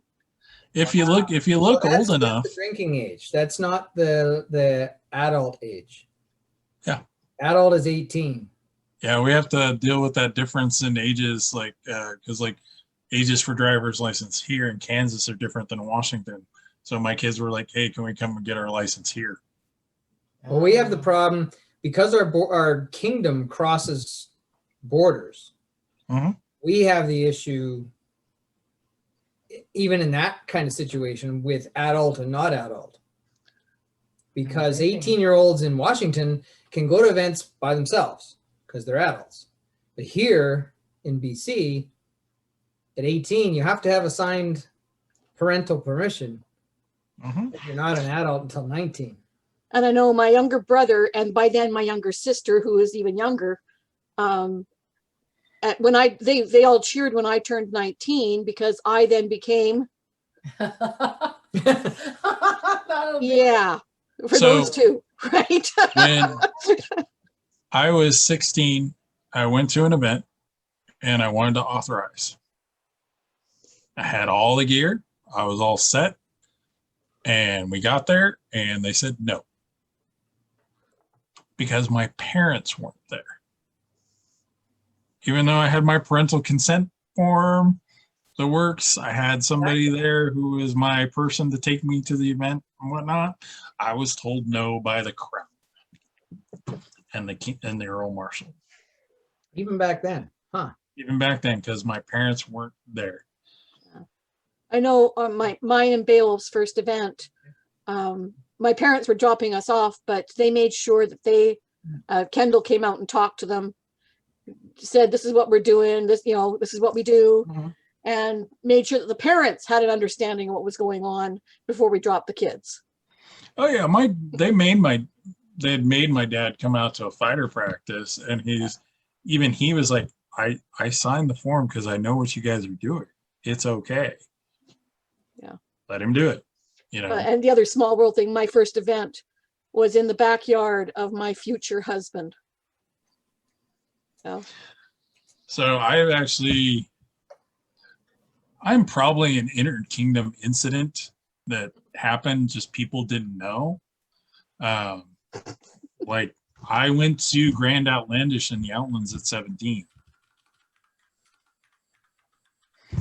I also know that I was drinking at Grand Outlandish at 17. Not only was I in a different kingdom, I was in a different state. We don't need. I was in a different country. Yeah. And I crossed Checking to make sure the young lad is not online anymore. Nope. No, they're gone.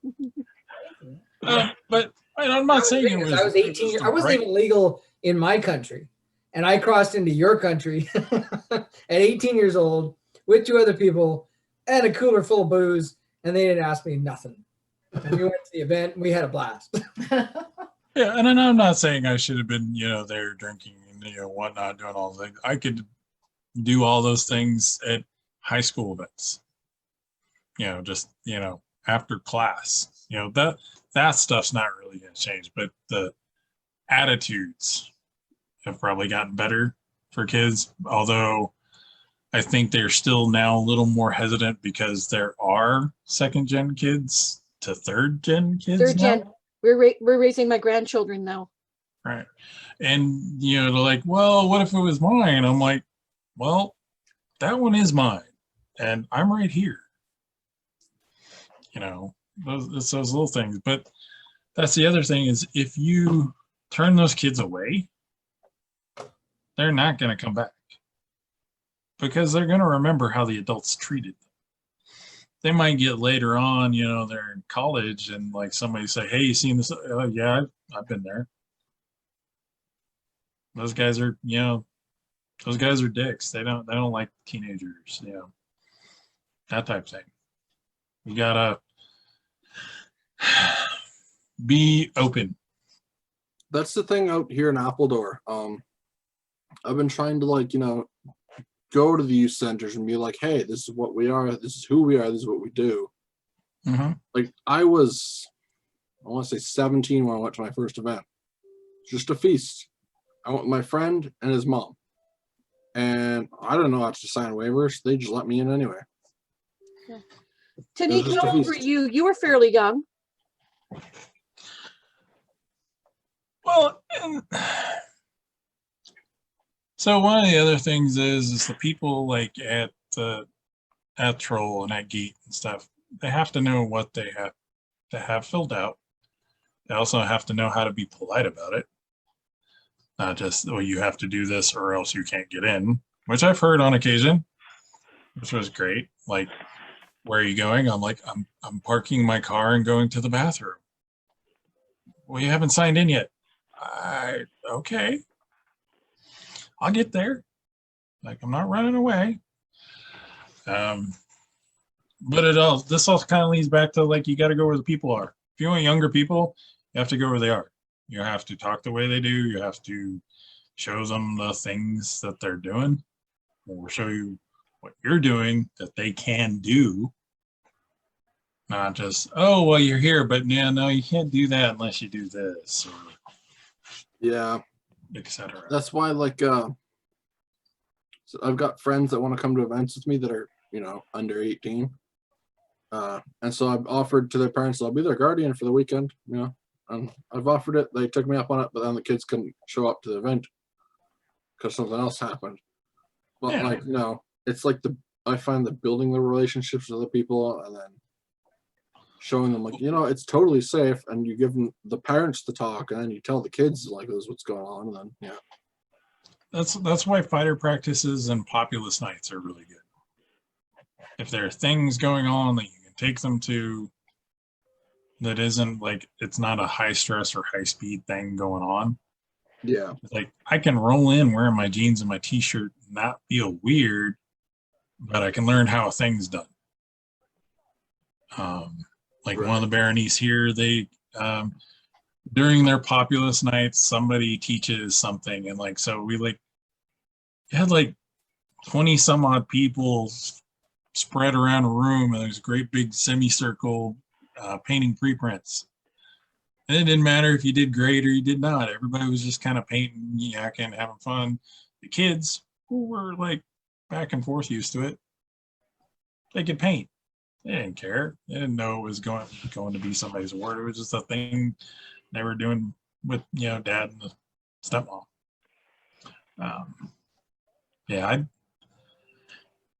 Being kids and getting kids involved is hard. And then you get the kids' friends, and that's where we took a lot of our kids' friends with us to events when they're in high school. But again, it's the communication with those parents. Yep.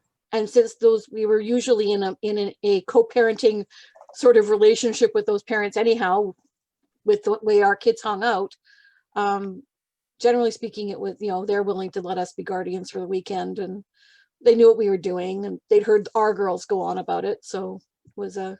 Yeah. And I'm not going to lie, I was probably a bit of a wild child to deal with because I was on my own. Mm-hmm.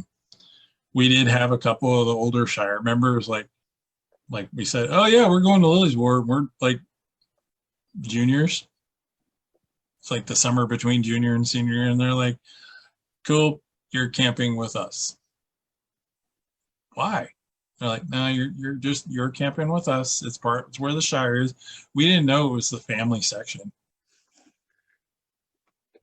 They slid us in, like, no, you guys just camp here. Well, they were keeping an eye on us, but we were still free range. My daughters complained the one week up at Clinton where we took them up and for the work week, both my husband and I had to work.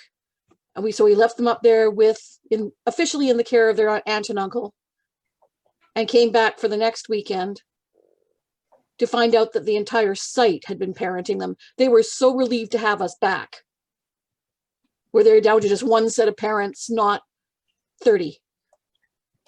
So yeah, we always kept an eye out for our communal kids. Yeah. Things have changed a little bit nowadays too. We're a little bit more careful about letting the kids get into the McBean tent. Yeah, exactly. Hell, I took them in the McBean tent. Okay, 30 years ago. My parents never came to the STA. Before we get any further, is William still on this call? Yeah, Do we still have a 13? Yeah, no, You're gone. Also, we are still recording. So we did actually have a question. Oh, sure. Switching the topic back here from Saab. In researching non-wheat, gluten allergen stuff, there was some research done into traded flour. Do you know anything about that? Oh, so flour, as we know it, did not exist pre-colonial. Corn flour and acorn flour and cattail flour, things like that, those did, but they're not flour as far as like from wheat is concerned, wasn't a thing. Traded items, you're going to find beans, corn, or maize, depending on how you look at it. Everybody's like, oh, it's called maize. And I'm like, well, I was born in America. It's called corn because that's just the yellow thing that we eat. There's actually, speaking of food, there's actually a resurgence in indigenous cuisine and like what was made from what was available, to the point that you now have chefs who use indigenous ingredients for their stuff.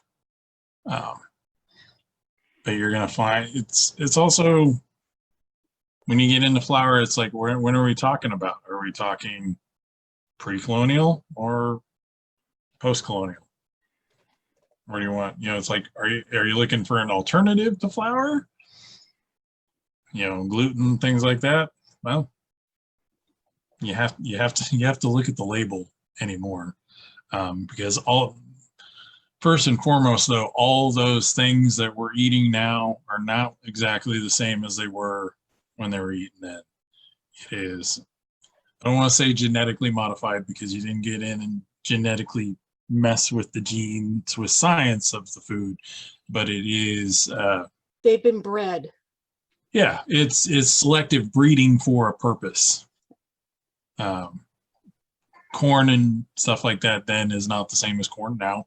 There are heritage varieties, however, like glass corn, which is become more prevalent in Oklahoma, which is really cool because it looks like stained glass and cooks up the same.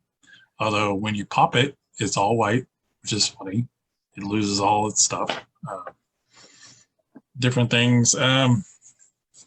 One of the things I'm actually looking at doing is I want to be able, when we go to events where it's kind of lounge and watch tournament kind of things, is have some culturally appropriate food for me.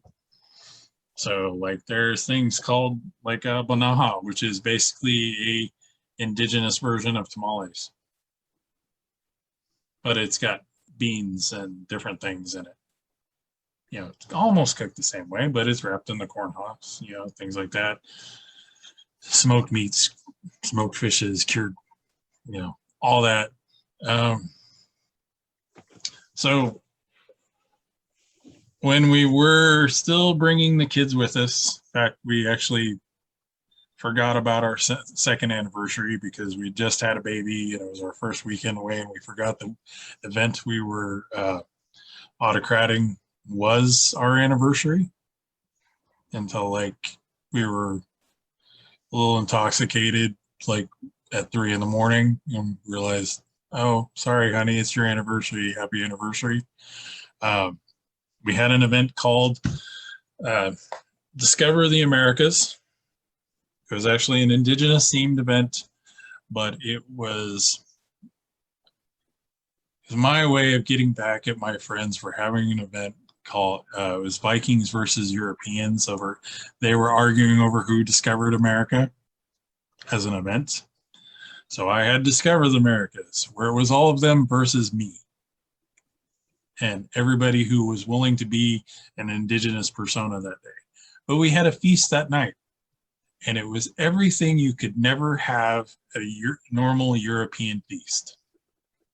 Except for a couple, I think there was a couple Norse dishes that were brought in because somebody was willing to make it. But we had a great big, I think we had 2 or 3 roast turkeys and tons of like wild rice and corn and just everything. So we had this gigantic Thanksgiving meal, basically. You know, and it was, well, here's all the things you can't have because you're Europeans. Actually, I don't know if you guys can see, but the large array of jars and stuff in the background is actually my wife's spice collection. We've actually started a little section for me of what is indigenous to here versus, you know, European in nature, and like what I could go and trade and just kind of like look like a really rich spice merchant as I drop like, you know, vanilla on people, chocolate, you know, all those things you wish you could have, but I got, you know, that type of thing. Well, unless you did a post-contact persona. Well, and even then, some of those things you can't have because it took a while for them to get them established until like well out of period. If you talk like in period, there's not a whole lot of time. It was all things they were hauling back. Yeah. You know, fun stuff. So one of the things I actually do is we go and we hit all the ethnic grocery stores for all the seasonings and things you could ever want on the planet, and they're stupid cheap because to them is considered a staple. So like for me, especially, I use like the Mexican grocery store that's a town over and pretty big, where I can roll in and get like 4 different varieties of nixtamalized corn. And I don't even want to count how many different kinds of like dried peppers and things they have. And big giant things of vanilla, and you know, I can come back and take the stuff. So, oh, let's see, where is it? Oh wow, that chat thing's huge.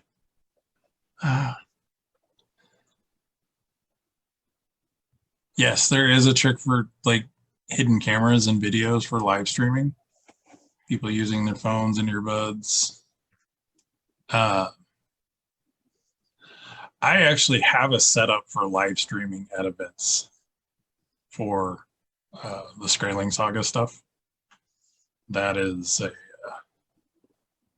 one of the last things I was able to do. Actually, the last event I was able to go to before things were shut down was our winter war maneuvers. For that, for the most part, because I'm in my armor and things like that, I can kind of hide having the camera and being on the sidelines and just taking pictures. But I do have preparations of where I like, basically I want to build a what looks like a lantern, but it'll have my camera hidden in it with a battery pack. And there are directional mics now that you can get hooked into cell phones.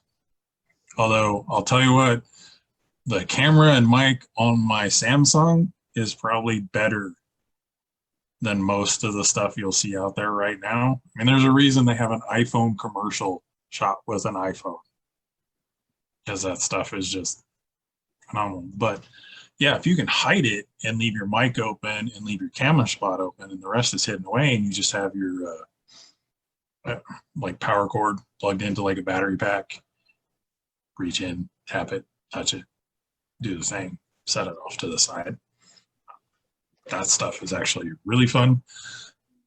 I know when people have the more elaborate setups, it's a little harder. Palantir is a little different because we have the civilian press corps, and their job, they're kind of like heralds, except their job is to record things. So they have like baldricks. I think they actually do say civilian press corps on them. There are media, there are press guys, but it's a couple. They go around and they take pictures all day long, just random pictures of people doing things. They'll sit at the tournaments taking pictures. A lot of times you'll see them off to the sides at court. They're not in it, you know, they're just off to the side taking pictures. Like when people get their awards, they'll get the good picture of the awards, different things. Bizarrely enough, all of you have, if you like see pictures that are like pretty infamous from like Pennsic and Gulf Wars and Palantir especially, you've seen any of those pictures out there, more than likely they're my wife's, because she has a little PowerShot camera that she hides in one of her pouches, and she does water bearing, and occasionally you see just her hand move, you don't see it happen, and she snaps like little candid pictures like between shoulders and stuff like that. Also, Palantir does a family photo at the end of Gulf Wars and everything all the time.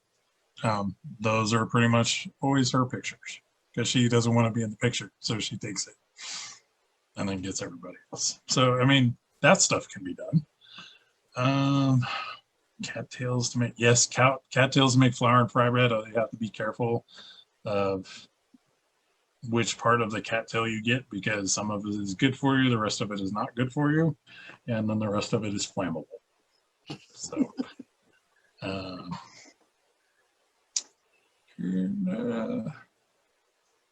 yes, encouraging people to go your butt.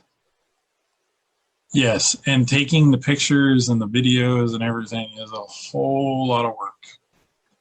That's why I have trouble getting enough like Skraeling Saga videos for like how-tos and stuff, because the setup time involved takes a lot of time, and you have to have a cat-free workplace, although sometimes the cats just don't care, bizarrely enough. He had a professional photographer for a while who was doing courts with a beautiful camera, but then I think he was charging very minimally, but at least he was charging something for his time. Mhm. I don't know. I guess that's also, has its own problems. But however you would need to set it up, I think you would need to be recognized as service that this person is very actively bouncing around court, and then a whole lot of work afterwards. One of our civilian press corps is a laurel for her pictures, because in a way she has quite literally taken the family photo album over decades. Is this the person that has a laurel in photography? Because she's Yes. pretty famous for having a laurel. Okay, in photography, right? Okay. Yeah, she.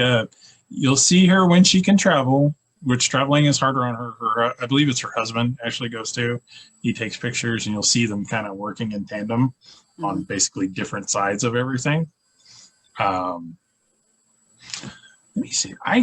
So I just went through a ton of pictures when I was looking for stuff. There it is. So can I ask you a quick question? What's your question, Eric? You're very quiet again still. Oh my God. There we go. I will Now you're actually louder. speak I can up. see your face now. I will actually speak up. There we go. Am I the only one who is also partially First Nations in this chat? I don't know the answer to that question. Is there anybody else that can speak up that is First Nations? Me. Well, yes. Yeah. I don't know. Well, I am. I did see who spoke.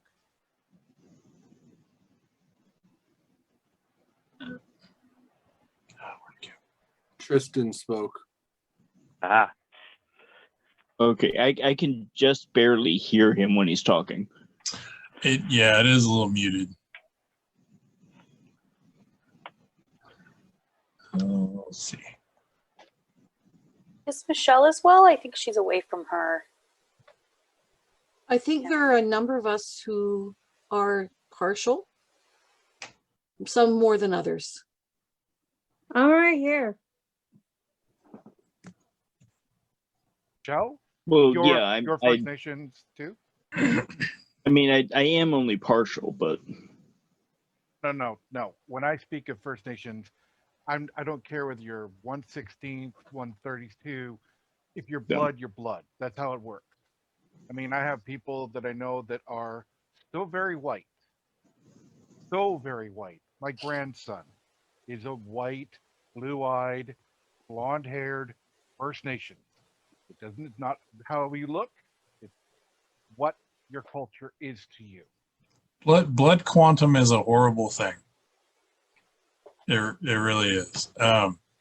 So that kind of harking back, things I've heard over like real Indians don't have blue eyes. Bullshit. Sorry. It's okay. The kid isn't here anymore. I mean, but Still I being have blue recorded. eyes. Having it said to me in person, having blue eyes. My dad was half. He was born a tow-headed blonde, blue-eyed, and stupid tan. So it doesn't really matter. There's a difference between DNA and genetics. The DNA is all in there. Is the genetics is what happened to show forward. That's also one of the things we run into right now is like DNA tests aren't very good for showing whether you're indigenous or not, because they don't have those markers yet to look for. And there are a lot of people out there in the world that don't want you to know, because it's the essence of me.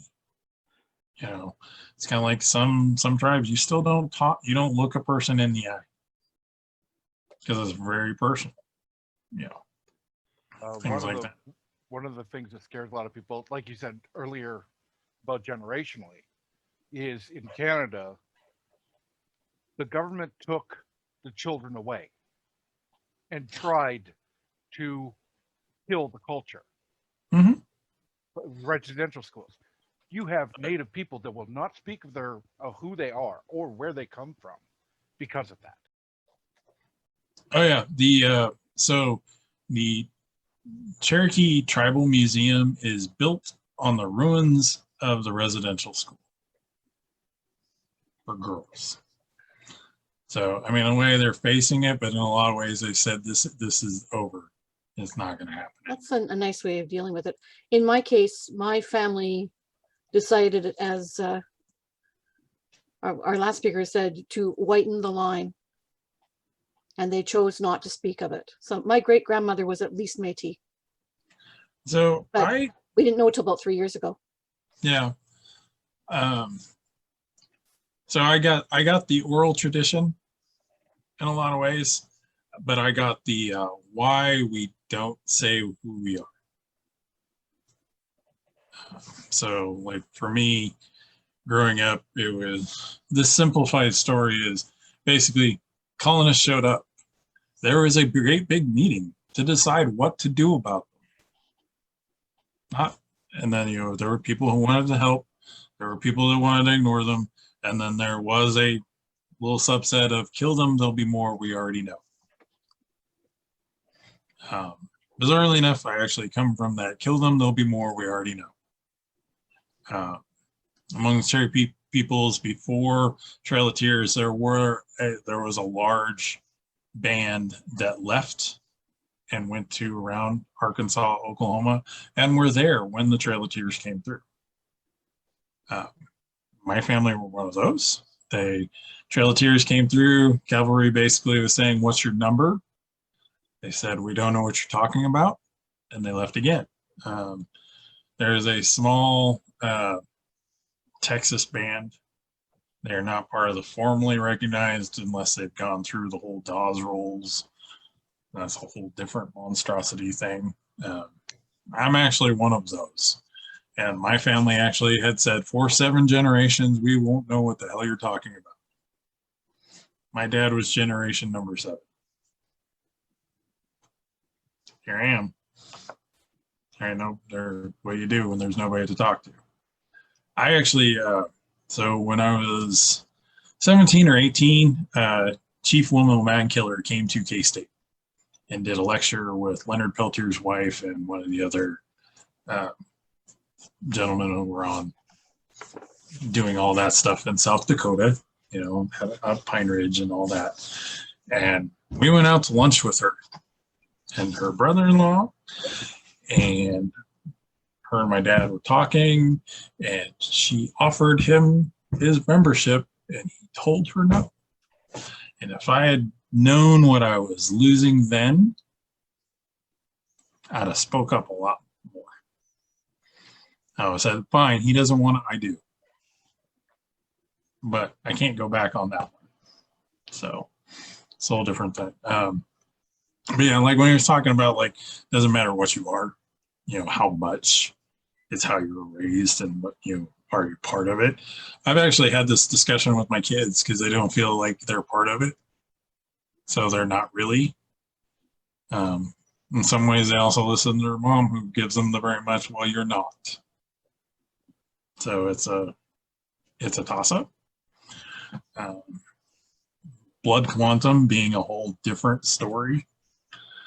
Percentages, the only other thing you have to blood quantum on anything is horses and dogs.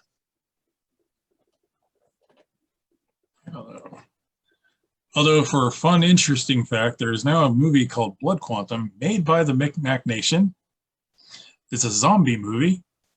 And basically the only people immune to zombie bites were Micmac on this reservation. I'm going to have to watch that. I really want to watch it because it is literally, it turns it all on its ear. So that's definitely for the cool stuff. Let's see, is there anything else I missed in here? I had a question earlier and it was buried quite a bit. Sure. So, and it's kind of related to what we were just talking about. So you mentioned like very early on, like at the beginning of your presentation, about how we have like fully white people doing like samurai personae and stuff like that. Considering that when it comes to indigenous peoples, like these are living cultures, and there's already like outside of the SCA a huge issue with cultural appropriation.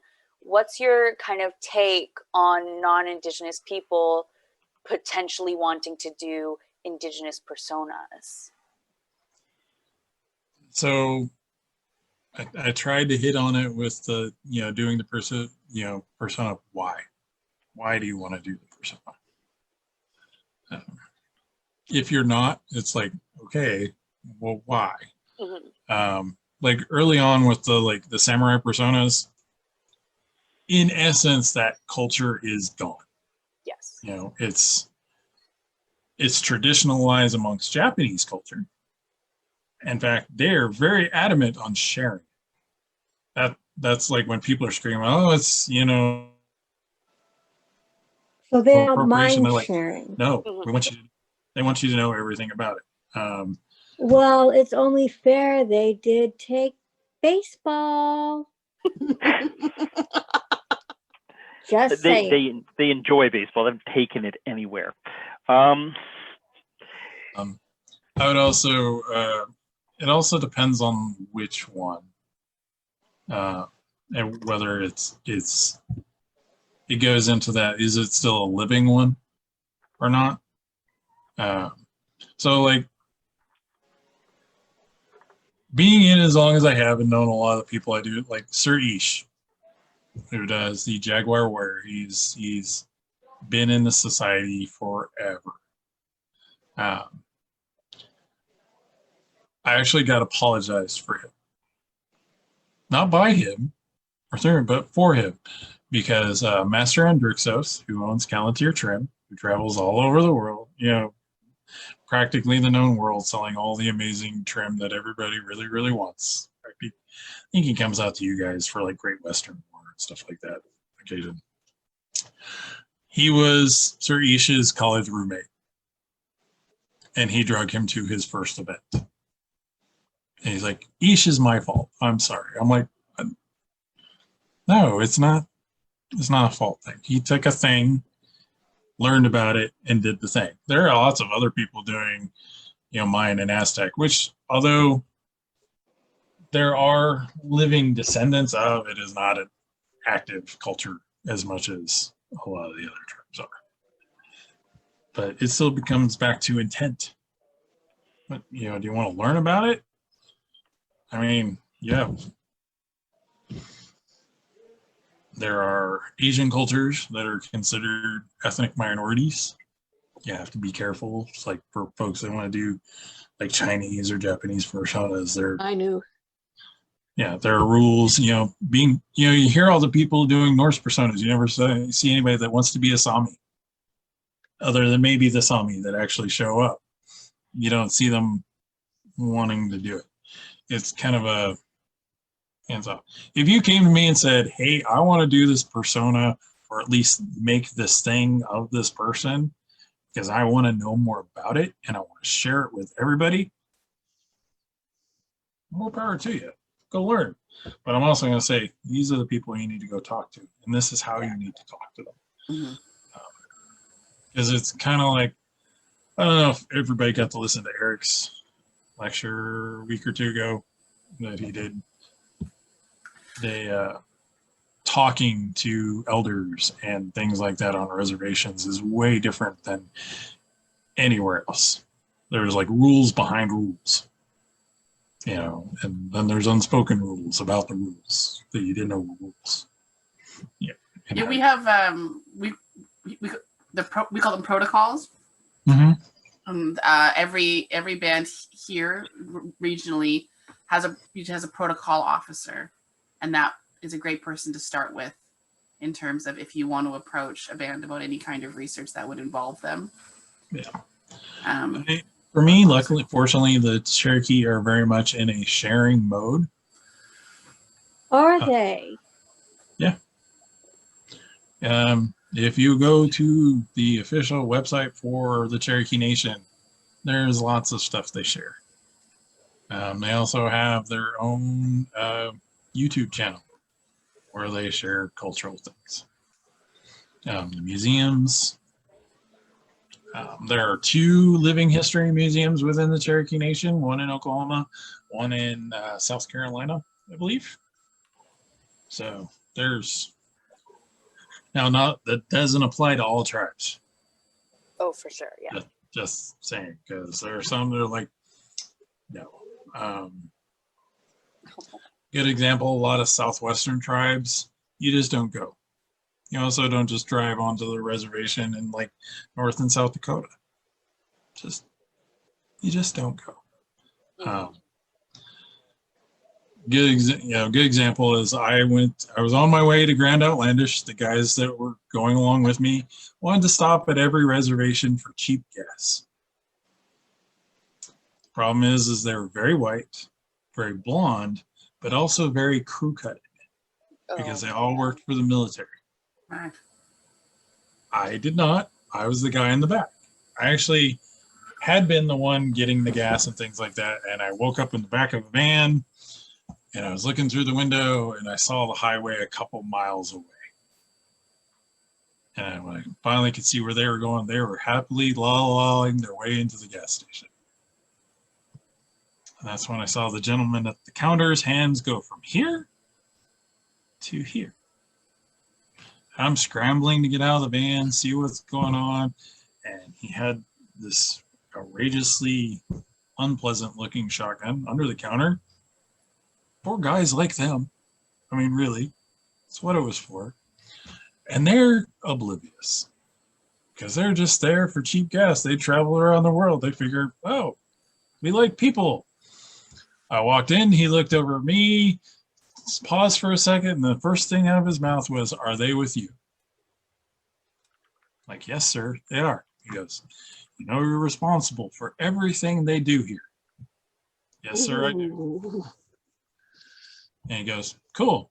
Hands came up back up on the counter, and he was normal. No one else was speaking, though. They were just staring. I had to go to the guys like, "Give me your money, tell me what you want, get out." Because they're like, "Why?" I'm like, "Give me your money, tell me what you want, and get out. I'll tell you later." Okay. Got all their stuff. Second they were out the door and the bell went cling and the ding was done, people started talking again. It's very much a thing. Can't say I blame them. No. I feel bad because I would go to gas stations when I was living in Albuquerque. I would go to reservation gas stations. But even then, sometimes I got looked at because it goes both ways. Sometimes you're too white, sometimes you're not white enough. Depends. So Moon, I just wanted to get in here a second and just say thank you so much for such an interesting talk. I had never conceived of the path that you have taken and and your persona in terms of being a tourist in Norseland and blending those two cultures in terms of your outfits and stuff like that is just such an incredible idea. And I just really loved what you had to say and some of your observations. And I'm just so glad that you stuck with the SCA and you were able to come out tonight and share it with a bunch of people you've never met before, you know, up in here and on here. And you've given us lots to think about and lots to talk about. And we just thank you so much. Really, it's just so great. And we understand it's getting very late where you are. I didn't even think of that. Fortunately, it's a holiday tomorrow, and I work for the school district, so I don't have to go anywhere. But no, I appreciate it. I was a little hesitant because, you know, outside my old job, I haven't spoken in front of a lot of people in a long time. So, though my wife would probably disagree and say, you have opinions. Well, I used to work emergency management for public health. So occasionally you'd have to talk at like conferences and tell people why they're they'll never survive the zombie apocalypse, and things like that. So, and apparently Plum has decided I've ignored her long enough. You guys God, her name is Plum. yeah, she's not right. Even for a cat, she's not. Hey, I totally get it. I got one of those too. You can see what mine is on the desk behind me. Yeah, Sweetie, what's your name? That's my Nino. He's turned in a ball. So, yeah, I do hope to actually get to be able to come up to an event up with you guys. Especially two of the kids, are more than willing to go. I don't know about all of them, but I'm actually at a point where I can have a set of armor and stuff that can just live up there with one of them, and I just put myself on the plane. How old are your children? They range from 22 to about to turn 12. So it's 22, 20, 17, 16, and 12. So it's 2 boys and 3 girls. Only one of the older girls, and then the youngest boy is really interested.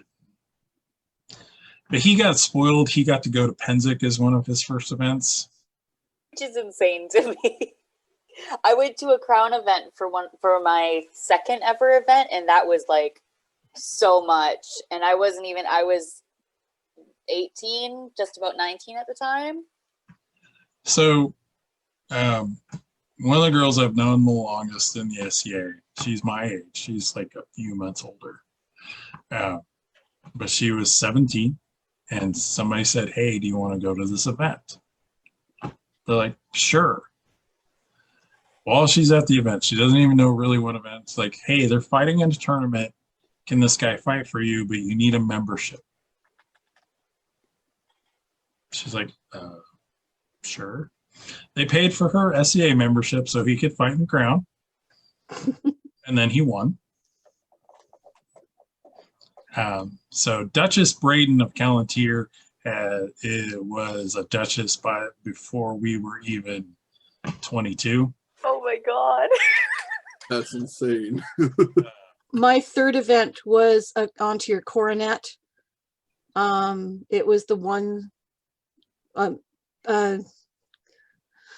Janeltis was on the throne with Steingram at the time, and I was 17. Traveled down in the big rental car with everybody, a bunch for the barony. We all slept in the banana pup tent, and one of the guys said, yes, can I fight for you? We didn't need a membership at that point.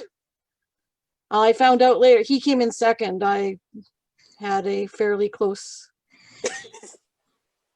So Braden and I were one of the wild children of Callantyre, kind of. She was princess at the time, I think, and we were at a post revel at His Highness's Squire's house, who was a friend of mine who lived across from fighter practice and stuff. And we're being teenagers, so there's drinking and all that. So, but I'm on my way into the kitchen. She's on her way to the living room. I'm like, we just kind of stopped. There's plenty of room for us to go back and forth, but we're teenagers. We're like 17 and just turned 18, I think. And I'm like, excuse me. She's like, say the magic word. I'm like, now? It's kind of going back and forth like that. And His Highness comes back and like looks at both of us and goes, what's going? And he's walking through the same entryway that there's plenty of room for everybody. And he's like, what's going on? She's like, he won't move. I'm like, she won't say the magic word. And we just kind of stood, we ended up, talking for like, I swear, 47 hours till we went to the event. The magic word happened to be princess. I just didn't know. I thought it was please. So I went down for Grand Outlandish, I'm wandering around, and next thing you know, there are all these guys surrounding me, and they're like, "You need to come with us." And I notice they're wearing Palantir stuff, but I'm not even really. I don't know it at the time, but I'm about to move there. And they're like, "You need to come with us." I'm like, "Why? I'm not even camped with you." They're like, "You need to come with us." I'm like, "Okay." So they drag me back to the Palantir camp, and there she is sitting on the throne, hanging out. And she looks at me and goes, "Kneel." And I'm like, "Say the magic word." And no one else was in on the joke, which was part of the problem. So she's giggling. I'm just staring at it, and they're all like, "We're gonna make you kneel if you." I'm like, They're "No." about to kneecap you. Yeah. I'm just like, "No." She's like, "Come on, kneel, bow, do something," and it just devolved from there. But yeah, I've probably gotten away with more as a teenager than I probably should. But that may have been half the fun and why I stuck around. Hard to tell. I mean, as you get older with the kids, though, it is a little harder. Yeah. Yeah, back when I started, didn't need a permission slip to go. You just needed someone to go with you. So I walked through the bushes, and there was Baroness Amanda, and there was some knights. And next thing I knew, I was being invited to another event, and one of these families was going to semi-adopt me and take me to all these events. So I got 2015. I got divorced, and my friends decided they were all going to Gulf Wars for the first time, and they were just going to drag me with them. I'm like, I had started going fighter practice again. I'm like, okay, I'm going to go back to enjoying my hobby. I'm gonna, do little things for me, and they dragged me down. When you drive to Gulf Wars, it doesn't matter how far you come from. The last hour takes 4 hours. Just Are we there yet? Try and travel voodoo and everything else. It just hours. So we've been on the road. 12 to 14 hour trip has now taken 20 hours. From Kansas. So we're tired. We literally rolled in around noon, and we'd left around 6:30, 7 o'clock the night before. It sucked. Right. So we come in. We're barely getting set up, and one of my friends is like, "Hey, why don't you come wander the known world with us?" And I'm like, I don't even have my clothes on yet. And they're like, "No, it's okay. We'll just tell them you just got here. It'll be all right." I'm like, okay, I'm tired. I don't care. I just grabbed my mug and we went walking away.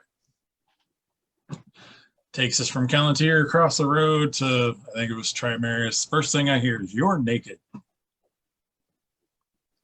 I'm like, look at him. He's like, that's a fluke. It was his home kingdom. I'm like, oh, okay, as long as they've got something to drink, maybe something to eat, that would be really nice. Well, cool. We hang out there for a while. The next thing like, well, let's go over here. Cool. Get to the next place. "You're naked."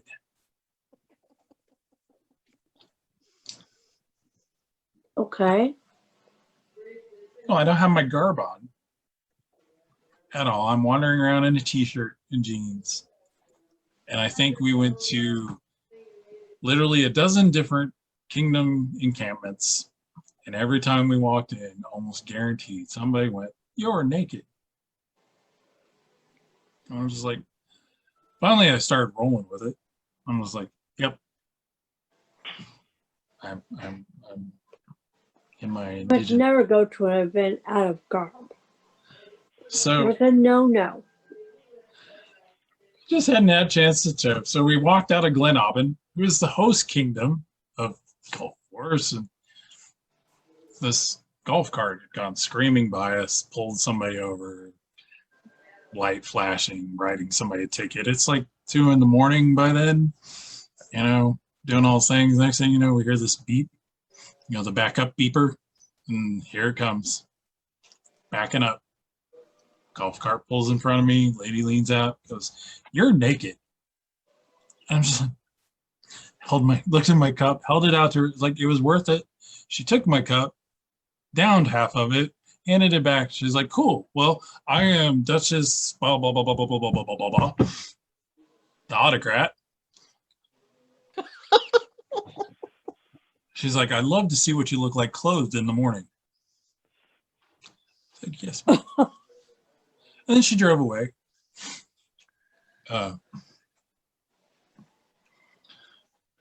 Fortunately, nobody saw me until I came out of the showers. But yeah, just little fun things like that.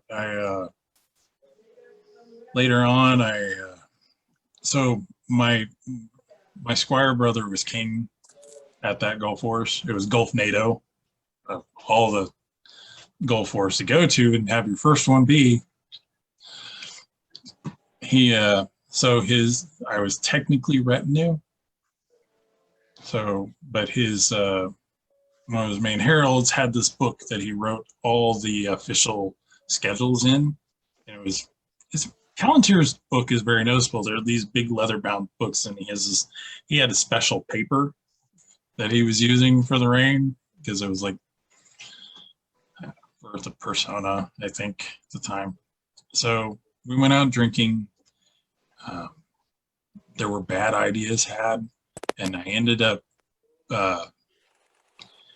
writing out IOUs for baronies in Calentier from non-landed barons lost in card games on official like kingdom letterhead, basically, and then giving them out to crowns.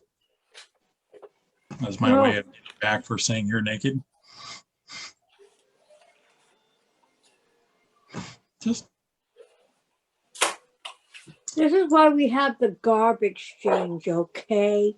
Yeah. Well, we still bring Gold Key to events in Lionsgate.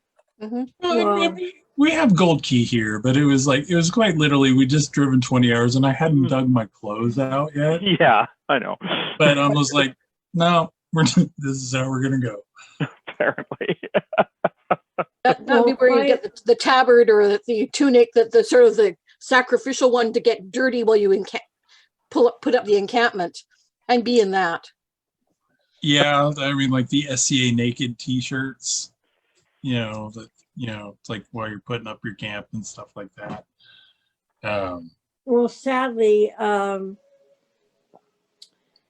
in Adiantum, we recently lost our Gold Key person. I don't know who's going to take over. I know that we don't really need a Gold Key person right now because of COVID, but yeah, well, and like I also think like some of those things become like there's a little bit of a culture thing. Like, like for you guys, hearing, you just don't roll up at the event not in your garb. I'm like, well, a lot of us change in the bathroom. I usually set up before I get into garb. Sorry. Yeah, well, and I would too. It's like, you roll in, you get grubby, and you have to whatever, and we put it up, and then we go get changed, and then we go do the things. For us, some of the events, though, depending on when you got there, it may be like, yep, I'll worry about clothes in the morning because it's dark, and who cares? But I'm gonna head off, everyone. Have a great night. Thank you, Moon, for the presentation. That was amazing. I learned glad you liked it. Yeah. Well, I think actually we're fading down. We're down to about 6 or 7 people, so I think we're probably going to call it a night here, my friends. Thank you very much. You've been an excellent speaker. We should probably be. Damn. So do you still have a night now? No, I don't. Sorry to hear that. Turnin passed away about 12 years ago or so. And then I had reunited, but it didn't work out. So now I'm just kind of doing my thing. Fair enough. Where it works. So fair enough. I was wondering if there was a group of people we could send a nice letter to about your quality of your presentation. So, well, you know, Straight just to the crown. Yeah, you can send straight it to the crown. I'm sure they'll give him something else to. What have you done now?